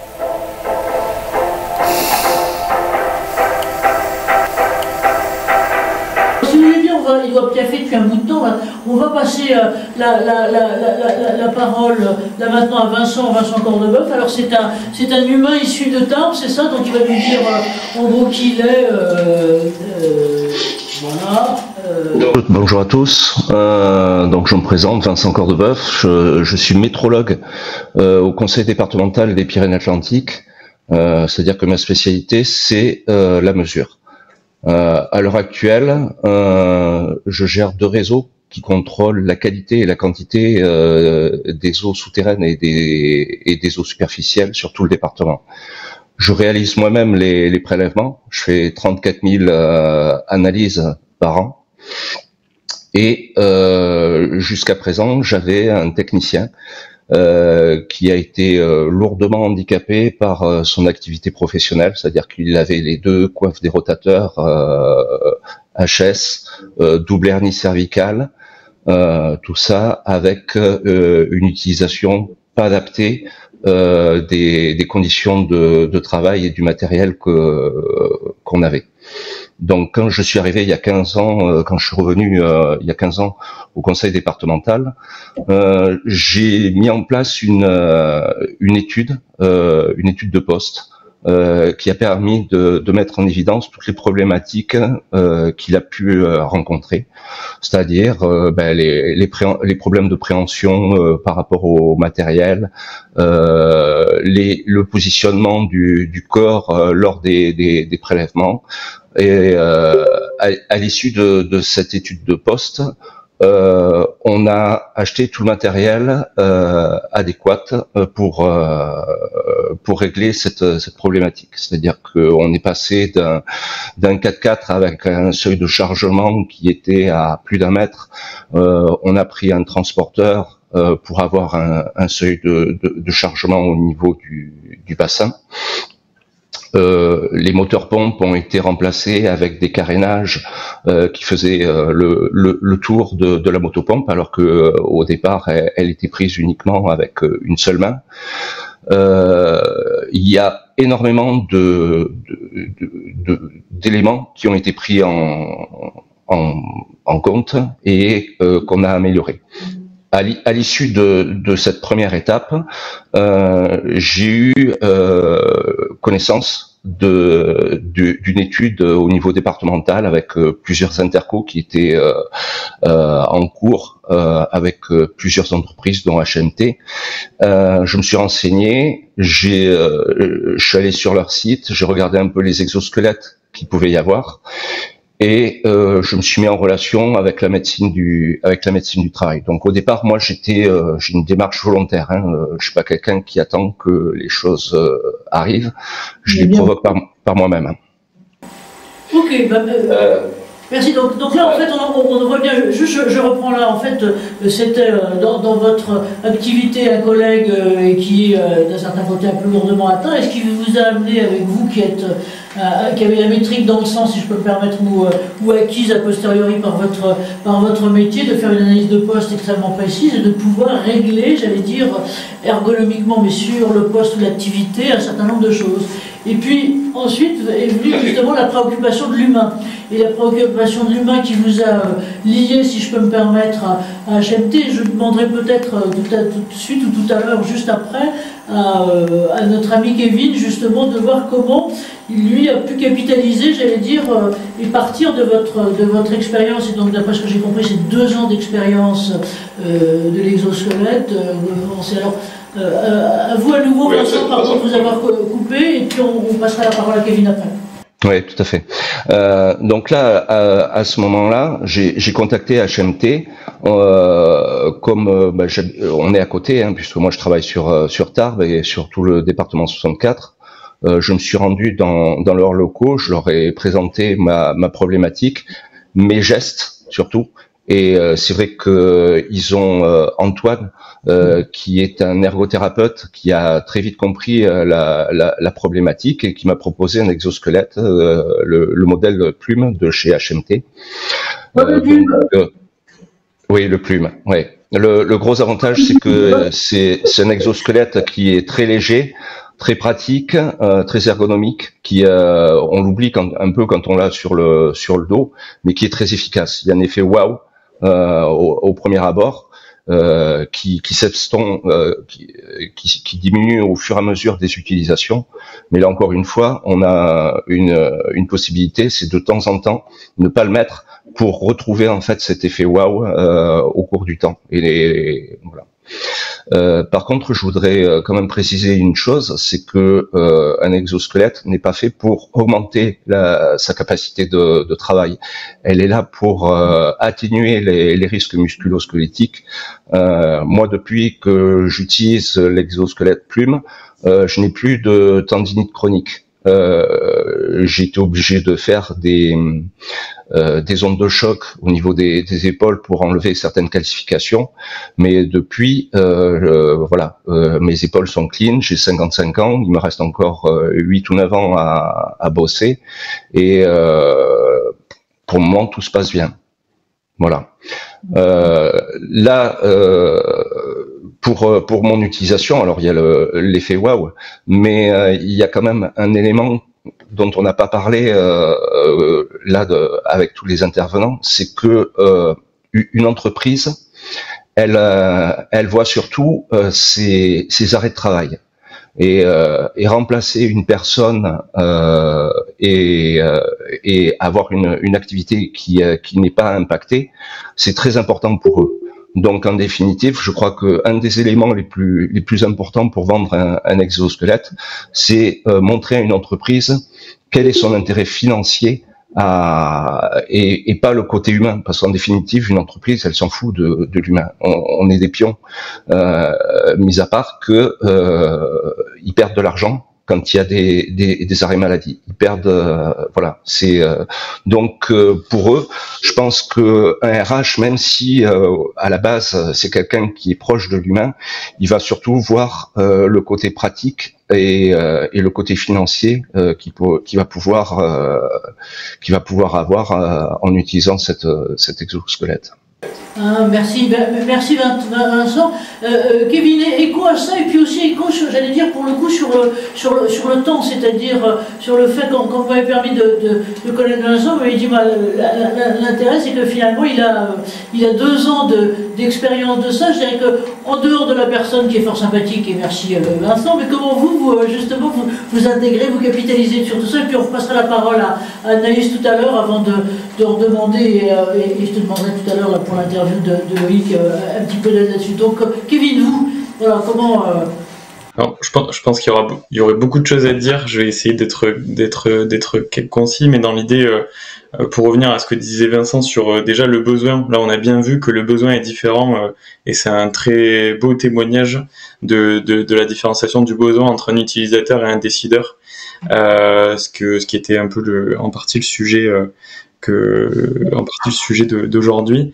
Ça fait du coup 3 ans que Vincent a l'exosquelette.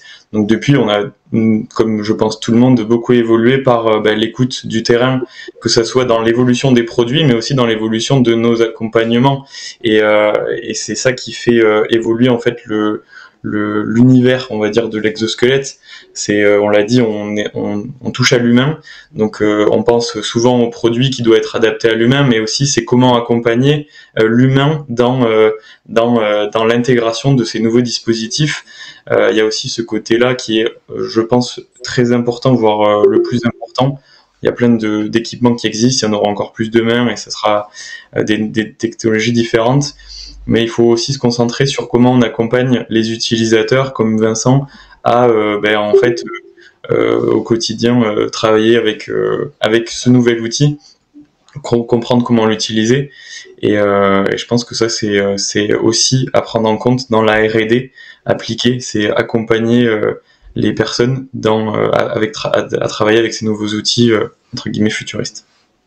Non, merci Vincent, Kevin, de dire les choses de façon aussi claire, parce que je crois que vous avez fondamentalement raison, et à mon avis, l'un des trucs qu'on est en train de pointer à titre de conclusion, là maintenant, pour qu'on n'en soit pas encore là, c'est que certes, il y a l'impact, j'allais dire, de l'usage, de l'utilisation et de l'humain sur la conception, mais la conception, c'est tout autant l'accompagnement à l'intégration.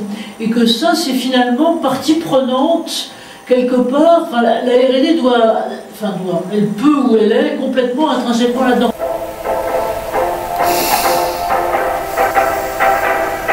Anaïs, la parole à vous, et puis après Loïc, dont j'ai vu qu'il se mettait plein d'équipements partout, donc il bouge beaucoup, on va y arriver, et ça sera Lionel qui vous interviewera tout à l'heure. Anaïs, à vous.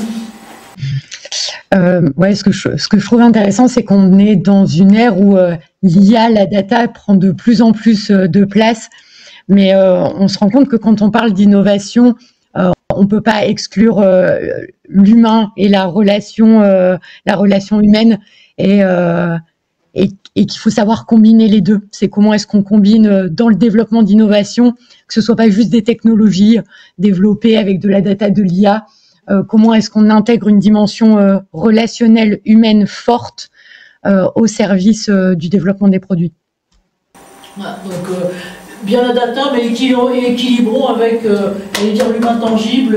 Bon, c'est bien, vous parlez à moi, je suis né le jour de Saint-Thomas, donc je ne crois que ce que je touche, et voilà. Et donc là, la parole va être, si tu veux bien, Lionel, alors je vais mettre le micro vers toi, parce que finalement, je ne connais pas, ça c'est une grande première, je ne connais pas Loïc Gambardella. La seule chose que je sache, c'est qu'il est extrêmement sympathique, et que, en plus de ça,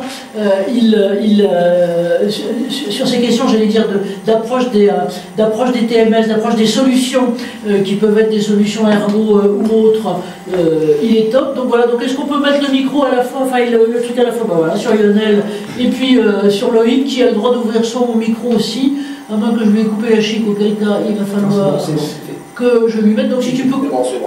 C'est bon, bon alors ça va, c'est génial. Alors pour introduire un peu Loïc, en fait moi ce qui m'intéresse depuis tout le temps, moi avant d'être ergonome, je suis ergomotricien, et moi j'ai toujours entendu celui qui m'a formé qui me disait que les 2/3 des accidents du travail ont comme cause principale le comportement physique de l'homme au travail. C'est-à-dire qu'à un moment donné, on peut travailler sur l'organisation, on peut travailler sur le technique, mais à un moment donné, il faut peut-être qu'on considère l'humain comme quelque chose sur lequel il faut investir, il faut en prendre soin. On peut le former, on peut l'entraîner, on peut faire vraiment plein de choses, mais il faut en prendre soin. Et en fait, quand j'ai rencontré Loïc pour la première fois, quand on devait se rendre un rendez-vous d'une heure qui a duré une grosse demi-journée, et très intéressant parce que moi je parle d'ergomotricité, donc je regarde dans la globalité le comportement physique d'une personne en train de bouger, et lui, Loïc, il intervient encore en amont de ça. Il revient en fait aux sources de comment nous on a appris à bouger. Et après, il va vous raconter la suite. Bon, alors Loïc, c'est à vous, hein, on est toutes oui. Merci beaucoup, merci, bonjour à tous, merci pour l'invitation. Je vais juste me présenter en 2 minutes. Je suis Loïc Gambardella, mon background c'est que je suis kiné, ostéopathe, préparateur physique, je travaille beaucoup en biomécanique et je travaille beaucoup avec des athlètes de haut niveau. Et pour revenir sur ce qu'a dit Julien, c'est pareil, je viens du terrain, je viens de cette analyse. Et l'analyse de terrain pour on est dans une structure de son, est-ce que tout le monde peut... donc je viens voilà, j'ai pas mal travaillé sur les sportifs de haut niveau. Et pour régler un sportif de haut niveau, comme l'a bien dit Lionel, on passe par des phases précises pour pouvoir avoir une individualisation. Et ces phases précises pour avoir une individualisation sont les phases du développement de l'enfant entre 0 et 3 ans. Et le refaire passer par toutes ces phases nous permet à la fois de reconnecter le cerveau et la partie motrice. Donc on va travailler sur ces systèmes-là d'individualisation par rapport aux capacités de la personne et les refaire passer dans toutes ces phases neuromotrices pour pouvoir lever les compensations et avoir une optimisation du mouvement. Et c'est ce qu'on a aujourd'hui réussi à numériser. D'accord. Pratiquement, par exemple, quelle aide il t'apporte dans le regard Moi, ce qui est intéressant, c'est qu'effectivement, moi je te prends toujours comme exemple, hein, si vous, quand vous crevez, si vous remplacez la chambre à air ou vous mettez une rustine et que vous n'enlevez pas le clou, de toute façon, vous allez recrever derrière. Ben là, c'est un peu pareil. On aura beau dire à la personne, je caricature un peu, plie tes jambes et garde ton dos droit, ce qu'on retrouve encore malheureusement dans certains discours. Si on fait ça, c'est pas qu'on fait fausse route, mais ça ne sert pas à grand chose. Il faut peut-être revenir à des sources, et ces sources, c'est par le travail que propose Loïc, ça permet justement de comprendre ça. Et typiquement, nous à la SNCF, on a lancé un gros projet sur la notion de proprioception en lien avec le niveau d'équilibre, parce qu'on a beaucoup de chutes de plein pied. Et donc l'idée, effectivement, quand on en a parlé avec Loïc, tout de suite on s'est rendu compte qu'on abordait le même sujet de manière un petit peu différente, et en l'espace de rien de temps, on est capable de proposer, voilà, on peut faire ça, ça, ça, voilà la démarche, et globalement, on va essayer de le mettre en œuvre, parce que on a beau travailler sur l'entraînement pour mieux améliorer l'équilibre, Loïc va nous permettre de mieux, à la personne, de redévelopper comment on a appris à s'équilibrer quand on s'est mis debout, quand on était tout petit. Et donc, en fait, on revient au début du système. Le lien avec, pour moi, tout ce qui est exosquelette et compagnie, c'est que quand on met un exosquelette, pour l'instant, l'exosquelette n'est pas complètement transparent.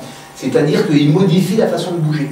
Donc, forcément, il va modifier, à un moment donné, une certaine motricité, certaines capacités physiques. Le fait de travailler, de comprendre ce que peut proposer Loïc, peut nous permettre justement d'arriver à réapprendre de manière différente avec un nouveau système. Et ça, je pense, c'est important. C'est exactement la même chose avec, avec des semelles anti-fatigue, surtout imprimées à la morphologie. Pourquoi c'est intéressant? C'est qu'à un moment donné, ça permet, il faut réapprendre à marcher. Il faut réapprendre à avoir un nouveau système, pareil avec un exosquelette. Sauf que Loïc, c'est avec l'humain. Juste pour donner un petit exemple très simple pour compléter, c'est juste que on est tous passés par les mêmes phases de développement. Quand on était enfant, on est passé du dos sur le ventre, on est passé du ventre à 4 pattes, du 4 pattes, on est passé en position assise, la position assise, on est passé en position debout. Donc on a tous cette motricité efficace inscrite en nous. On l'a juste compensée à des levels différents, à des temps différents, et c'est ça qu'il faut aller rechercher. C'est comme si vous achetiez votre ordinateur et que là, vous appuyez, il sort de la boîte, il va s'allumer en 1/100 de seconde et vous revenez un an après, vous avez le temps de boire un café. Votre cerveau, il a fait la même chose. Il a juste caché le programme quelque part. Et si vous faites un reboot de votre ordinateur, vous allez regagner cette efficacité-là. D'accord. Ouais, mais tu vois, ce qui est intéressant, si je peux me permettre là, même dans les termes que vous venez l'un et l'autre de citer, pour moi, en tout cas, vu de l'extérieur, ce sont des termes qui ont été complètement éliminés du discours de l'entreprise, c'est la proprioception. Et qui est quelque chose, alors pardon parce que moi j'ai quelques années de plus que vous, je suis absolument désolé, mais c'était à une époque justement d'une approche qui était aussi bien une approche consommation qu'une approche de comportement au travail était l'un des éléments les plus importants et les plus discriminants qui étaient à la fois la connaissance et la compréhension de la proprioception, donc de la situation dans l'espace, si on peut dire très physique, hein, pour simplifier les choses là maintenant. Et je suis ravi que ça revienne, parce que c'est vraiment un élément tout à fait important de l'environnement de travail, de l'environnement tout court, et sur lequel d'ailleurs je pense que l'employeur, enfin, qu'il soit entreprise privée ou publique, peut avoir une vocation de pédagogie très importante pour les individus, parce que c'est ce que vous disiez, ce que vous dites l'un et l'autre, donc Loïc et Julien là maintenant, c'est une partie complète vraiment de la compréhension du fonctionnement de son et du plaisir aussi du fonctionnement de son corps. Donc bravo, merci à vous. Je vois le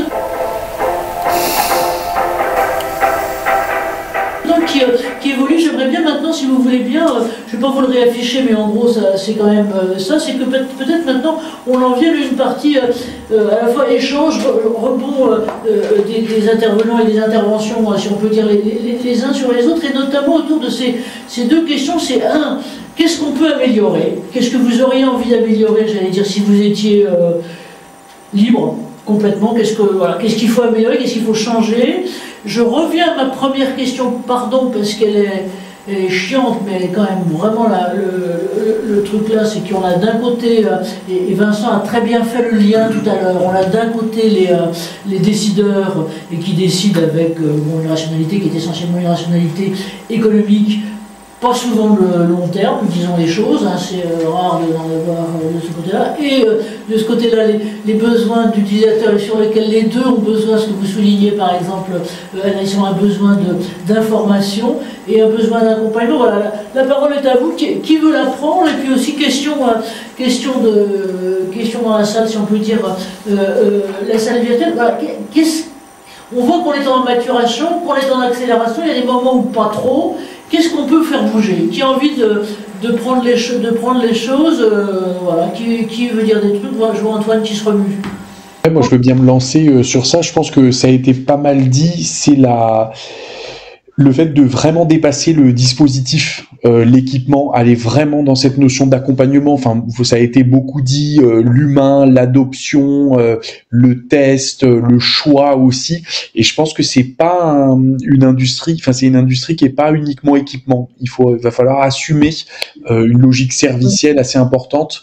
Et je pense que bon, c'est pas forcément l'idéal, toujours le plus facile aussi. Mais voilà, moi je pense que c'est ça mon message. Et côté utilisateur, un peu entreprise, c'est bien faire un travail d'alignement des parties prenantes avant de se lancer dans la démarche. C'est très il y a beaucoup d'acteurs, on l'a vu, utilisateurs, décideurs, ils peuvent être assez loin. Il y a le décideur économique, le décideur santé, qui n'ont pas forcément des intérêts alignés. Voilà, donc pour moi, je dirais assumer un peu une composante servicielle importante, même si c'est pas forcément toujours facile à gérer, côté solution, et côté je dirais utilisateur, et notamment quand c'est des entreprises, aller bien travailler sur les 3-4 casquettes qui sont absolument nécessaires pour que ça, déjà on dise go no go assez rapidement, et ensuite que ça se fasse bien, quoi. Donc voilà pour moi un peu ce qui va faire en sorte qu'il y aura de plus en plus de cas, de plus en plus d'émulation et de réussite autour de ces assistances physiques. Merci à vous. On voit bien effectivement qui est extrêmement difficile, j'allais dire même en termes d'approche business, c'est-à-dire comment vendre de l'immatériel sur quelque chose qui est essentiellement matériel. Alors c'est la quadrature du cercle, mais en même temps c'est le point de la réussite. Merci Antoine de le souligner. Est-ce que Nicolas est toujours là? Monsieur Nicolas? Non, Monsieur Nicolas n'est plus là. Si, Nicolas. Voilà. Nicolas, et puis Emma voudrait dire quelque chose, et Vincent aussi. Alors, on va commencer par Emma, et puis après Nicolas. Emma, à vous. Oui, bonjour à tous. Moi, je voudrais rebondir un peu sur tout ce qu'on vient de dire. Là, je pense qu'il y a aussi un point à prendre en compte, c'est l'importance d'adapter cet accompagnement auprès des petites entreprises qui sont pas toujours aussi bien outillées, et pour qui les analyses de situation de travail, les analyses de poste, c'est parfois des concepts un peu obscurs. Sur les toutes petites entreprises, les indépendants, souvent ils vont avoir des retours qui vont être plutôt subjectifs, et donc je pense que là c'est un peu c'est à nous, fabricants et entreprises qui proposent des solutions, de les accompagner au mieux sur l'identification de leurs besoins et sur toute cette partie un peu éducative, parce que effectivement entre les besoins du décideur et de l'utilisateur, il y a parfois un gap assez important. Donc il y a tout en plus de cet accompagnement, je pense un volet éducatif qu'il est important de faire pour que tout le monde ait conscience de ce que sont ces dispositifs, de ce qu'ils apportent et de ce qu'ils n'apportent pas. Merci de préciser ça. Et moi, je suis très sensible à ce que vous dites sur les PME, et je dois dire qu'on s'était fait un peu l'honneur, après avoir eu nos premiers UX Forum qui étaient vraiment sur les très grandes entreprises, de pouvoir, et on avait fait, je me souviens systématiquement, c'était à Nantes d'ailleurs, que des PME, voire des TPE, et centrés sur la loi libre. Et moi, je me souviens d'un exemple, on passera la parole tout à l'heure là-dessus. Anaïs, c'était un type absolument génial que vous aviez fait intervenir et qui était votre maréchal Ferrand. Alors là, d'une part, il était d'une timidité épouvantable, mais il crevait l'écran complètement, donc c'était une bête de scène sans le savoir. Donc il pesait bien les 600 kilos d'un canasson, mais en visuel, et en même temps, il disait très bien, et c'était une entreprise unipersonnelle. Donc, ce qui est la preuve qu'on peut aller jusque-là. Donc, c'était vraiment tout à fait passionnant. On va venir, Anaïs, tout à l'heure, peut-être à Nicolas, là, maintenant, qui a ouvert son micro, et c'est pour donc, la parole est à vous, Nicolas. Vous, voilà, sur mes deux questions. D'abord, qu'est-ce que vous avez acquis aujourd'hui, si je peux me permettre déjà, et puis des échanges des uns et des autres, et qu'est-ce qu'on peut améliorer, qu'est-ce que vous avez envie d'améliorer, aussi bien dans votre approche que peut-être, si on pouvait faire pour les clients comme on fait pour les bananes, c'est-à-dire les mettre dans une mûrisserie, qu'est-ce que vous feriez? Et puis Vincent après.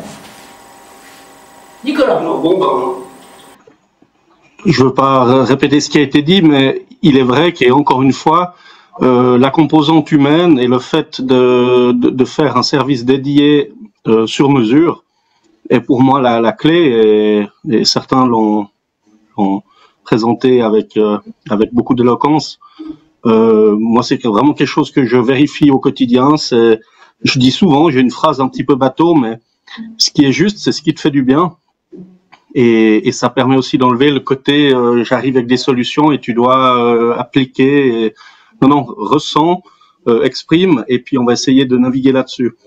Sur les défis futurs ou sur ce que j'aimerais amener moi, mais là aussi j'imagine, et je crois que vous avez aussi un coup d'avance sur la Suisse, je suis en contact avec des sociétés d'assurance pour essayer de de mettre en place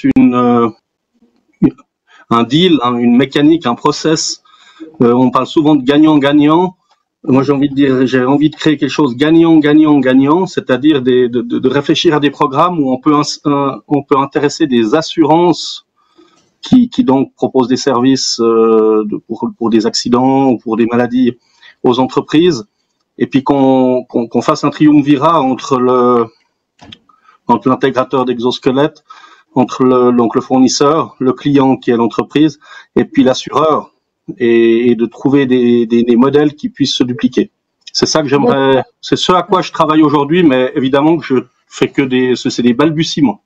Merci de voir, mais on revient, j'allais dire, au principe de réalité, si je peux me permettre, que Vincent mettait tout à l'heure en avant, et qui est finalement ce qui relie, si on peut dire, l'employeur décideur et le travailleur, quelle que soit sa forme, et qui est les questions d'absentéisme. Alors Vincent, il était tout sage et il attendait qu'on lui donne la parole, donc allez-y, c'est à vous. Oui, merci bien. Je voudrais juste rajouter un élément dont on n'a pas parlé là, sur toutes vos interventions, c'est le fait que la personne qui doit porter l'exosquelette, il faut qu'il soit, faut que ce soit une volonté de sa part de l'utiliser, parce qu'en définitive, la plupart des gens à qui on va imposer un exosquelette vont le rejeter très rapidement. Je vois toutes les études qui ont été faites sur les intercos ici au niveau du département. Toutes ces études ont abouti à un statu quo, parce qu'au final, les utilisateurs n'étaient pas volontaires pour utiliser les exosquelettes. Et en définitive, peut-être le plus gros travail à faire par les entreprises, c'est déjà de faire un checklist des personnes et de faire un questionnaire pour voir qui serait susceptible d'être volontaire pour une démarche comme ça. Sans une démarche volontaire, on n'arrive à rien. Enfin, ça c'est mon avis. Merci Vincent de dire ça, merci de redire qu'effectivement on ne balance pas des solutions comme ça avec des trucs qu'on met en surplomb, mais que vraiment ça vient du terrain. Kevin de ce côté-là et puis Anaïs après peut-être. Je regarde les temps, on a encore 4 minutes officiellement. Qu'est-ce que je peux rajouter de plus? Je vais peut-être faire un lien avec la technique, vu que je suis plutôt technique de métier et qu'on a reparlé beaucoup d'humains et que j'avais parlé aussi d'humains. Souvent on pense que les ingénieurs sont souvent dans leur bulle. Clairement c'est ce que nous on était quand on a commencé. On a fait un exosquelette qui faisait 7 kg et qui portait 15 kg à bout de bras, donc pas du tout accès humain. Et c'est ce qui est en fait primordial, c'est de savoir écouter malgré la technicité qu'on peut mettre autour des produits. Écouter le terrain et bien écouter les retours. Souvent c'est des retours du terrain qui sont très axés solutions. C'est jamais très agréable pour des gens techniques de recevoir des réponses de solutions techniques irréalisables, mais c'est toujours intéressant de pas s'arrêter à ça et de continuer à creuser les attentes en fait de ces utilisateurs, parce qu'au final ils n'ont pas la connaissance peut-être technique pour trouver les solutions, mais en tout cas c'est eux qui vont pouvoir accepter les bonnes solutions et comprendre si c'est vraiment une bonne solution pour eux. Donc il faut savoir bien les écouter, et c'est souvent être passé par là, c'est souvent difficile de faire comprendre aux ingénieurs qui sont un peu trop dans leur bulle. Merci Kevin de votre demi-sourire et je dirais de ce qui est à la fois l'humilité et l'intelligence de votre réponse, parce qu'effectivement c'est ça qui est l'orientation et qui est l'écoute de l'utilisateur. Merci à vous. Alors il y a Anaïs et puis je crois Loïc qui a envie de prendre la parole, et puis après on demandera aussi à Mathieu, Guitienne et ensuite ce sera toi. Voilà. Anaïs à vous et puis Loïc ensuite. Moi, je vais répondre à votre question de est-ce que ça a encore vocation à évoluer? Alors oui, et heureusement un grand oui, parce que les attentes, parce que les besoins concernant les innovations de santé au travail évoluent, parce que les produits évoluent, parce que les entreprises évoluent et qu'on va devoir en fait continuer à intégrer l'humain au cœur des démarches. C'est quelque chose de primordial, et on le voit, hein, on fait des UX forums axés sur les innovations, les exosquelettes depuis des années, et les sujets changent, évoluent continuellement. Donc ça montre qu'il y a une pertinence et une importance à toujours rester vigilant à ces évolutions et à rester à l'écoute des humains qui sont partie prenante de ces projets, pour qu'on puisse arriver, et on n'arrivera jamais, au final il n'y aura jamais de fin à ces évolutions, et c'est ça qui est intéressant dans nos métiers, dans ce genre de secteur. Ok, merci Anaïs. Effectivement, quand on voit les choses, on n'a pas fait d'analyse chronologique depuis la 20 UX Forum, mais effectivement les choses ont beaucoup bougé. Loïc, à vous si vous voulez bien. Oui, moi je voulais juste rajouter sur l'humain, parce qu'on a beaucoup centré sur l'humain en général, juste dire que la capacité individuelle doit être aussi analysée, c'est-à-dire que vous allez avoir des gens qui ont 50 ans, qui ne bougent pas du tout de la même manière que des gens de 20 ans pour la même tâche, donc il faut que les capacités individuelles soient analysées pour proposer aussi le bon exosquelette ou les bonnes contraintes au bon endroit pour les capacités de chacun. Voilà, c'était pour rebondir un petit peu, pour aller un peu plus loin sur l'individualisation par rapport à l'humain. Oui, on est vraiment sur l'individualité de la personne finalement. Ouais. Est-ce que Mathieu qui est à Chambéry, lui, s'il est toujours derrière son micro, j'aimerais bien avoir aussi votre position un peu sur ces questions. Qu'est-ce qui aurait amélioré, comment faire mieux, ou dans le dialogue ou pas, voilà. À vous. Mathieu. Sur l'évolution technique, enfin, pareil, je vais pas répéter ce qui a été dit par les précédents interlocuteurs parce que c'est tout à fait ça, c'est de centrer sur l'humain, c'est de mesurer les situations et véritablement les effets des exosquelettes, tant sur le subjectif que sur l'objectif, mais peut-être un paramètre que je rajouterais, parce que tout à l'heure Nicolas parlait notamment des assureurs, peut-être ce qui a à faire évoluer, et c'est peut-être le cas en France, en tout cas c'est souvent les discussions que je peux avoir, c'est surtout les préventeurs et le regard que peuvent avoir les préventeurs sur la solution exosquelette, parce qu'elle est souvent, je vais pas dire archaïque, mais par rapport à tout ce qui existe maintenant et ce qui a été prouvé, les innovations et le fait que dans le sens dans lequel ça avance reste un peu trop sur le frein et limite aussi forcément les capacités financières des entreprises, et on parlait tout à l'heure des TPE, PME, à se doter de ce type de matériel. Donc le regard des préventeurs sur ces innovations qui aujourd'hui sont bien plus structurées qu'il y a quelques années, et effectivement où tout le monde aurait un intérêt à travailler main dans la main. Ouais. Merci. Tiens, d'un seul coup, il a disparu aussi, mais il va revenir. Bah, écoutez, merci Mathieu, merci et merci à tous. Je crois qu'on va en venir un peu au final et remercier nos intervenants, et peut-être le mot du président. Tiens, je vais te et là, qu'est-ce que vous avez envie de dire quelque chose? Et puis Lionel, oui, toi, tu as tous les droits, donc et surtout celui de parler. Tiens, voilà, Monsieur le Président. Jacques.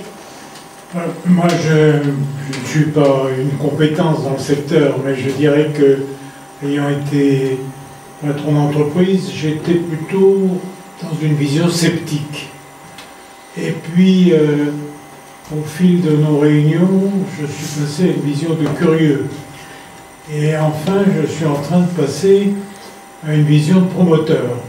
Et donc, bravo pour tout ce que vous nous expliquez, qui permet de donner des chances de plus en plus importantes à ces solutions, qui sont des solutions humaines, et pour lesquelles je pense qu'on franchira les uns après les autres ces étapes du scepticisme à la curiosité, du curiosité à la promotion.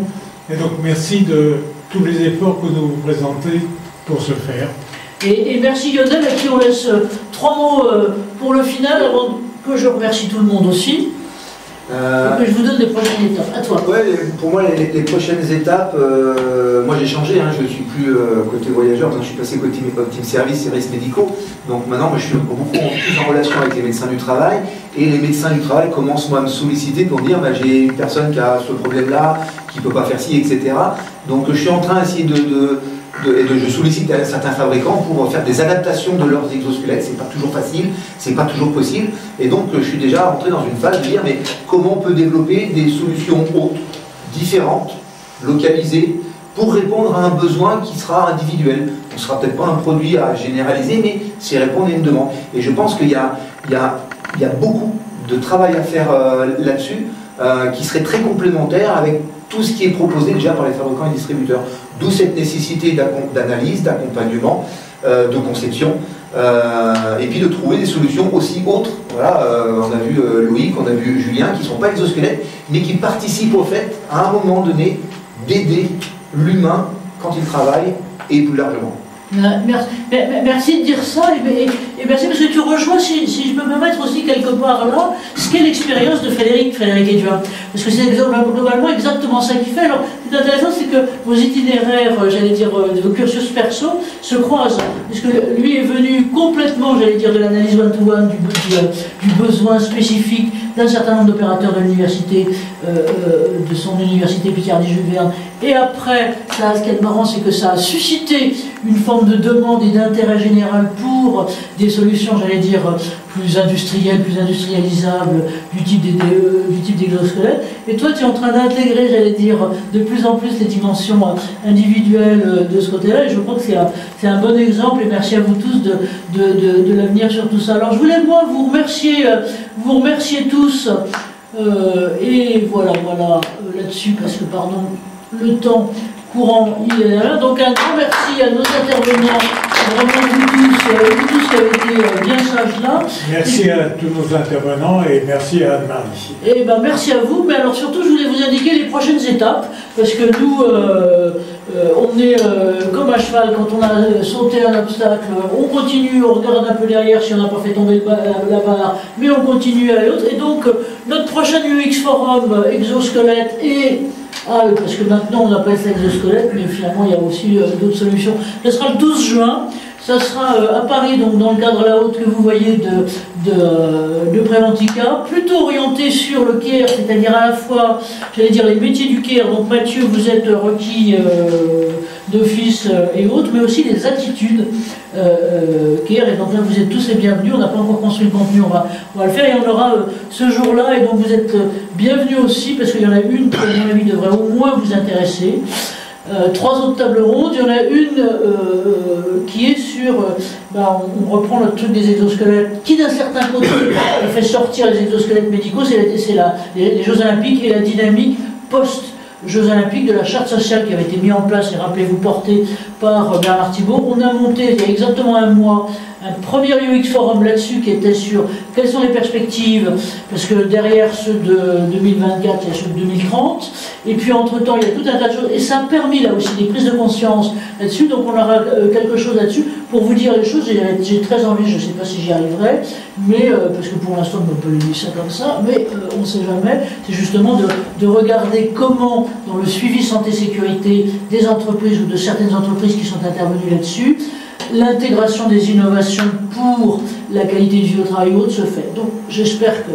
On en a une autre, alors pardon pour les féministes, mais on aura voilà, sur les femmes professionnelles de santé-travail. Donc là aussi je suis en train de constituer le casting. Et la troisième, alors là je vous suggère vraiment de venir, enfin de toute façon on la captera donc elle sera là, avec peut-être certains d'entre vous l'ont connue, c'est une fille absolument géniale qui est prof à la faculté à l'université d'Anvers et qui est sur ce qu'elle appelle les TNMS, c'est-à-dire les troubles neuro-musculo-squelettiques, et donc toutes les dimensions neuro et dimensions souffrance qui sont liées au TMS et à la pénibilité. Elle est absolument géniale, elle s'appelle Nathalie Roussel, et donc on va lui faire une espèce de carte blanche à elle, et ça serait bien que vous puissiez pour certains être là-dedans. Voilà, écoutez, merci, un grand merci à tous, et on vous souhaite donc le replay, grâce à Jean-Loup, sera là mardi. Quand ça? Mardi. Alors mardi, donc comme j'avais dit jeudi, donc voilà, top, génial, merci à vous. Et ce que j'aimerais bien aussi, c'est ce qu'on fasse ce qu'on a dit, c'est-à-dire que si vous avez des trucs à m'envoyer, qui ne soient pas vos plaquettes publicitaires, des comme ça, mais qui soient ou des trucs que vous ayez écrits ou autres, et qui permettent encore une fois de vous identifier, puis on les mettra à disposition. Je vois, Nicolas, vous m'aviez envoyé un truc, et ben voilà, on mettra ça sur comment justement on peut, à la fois, on est complètement sur nos questions, accompagner et en même temps ajuster un produit. Et donc voilà, merci à vous tous, et encore une fois grand bravo, et merci à vous qui avez eu la sympathie de venir chez nous, c'est tout à fait sympa.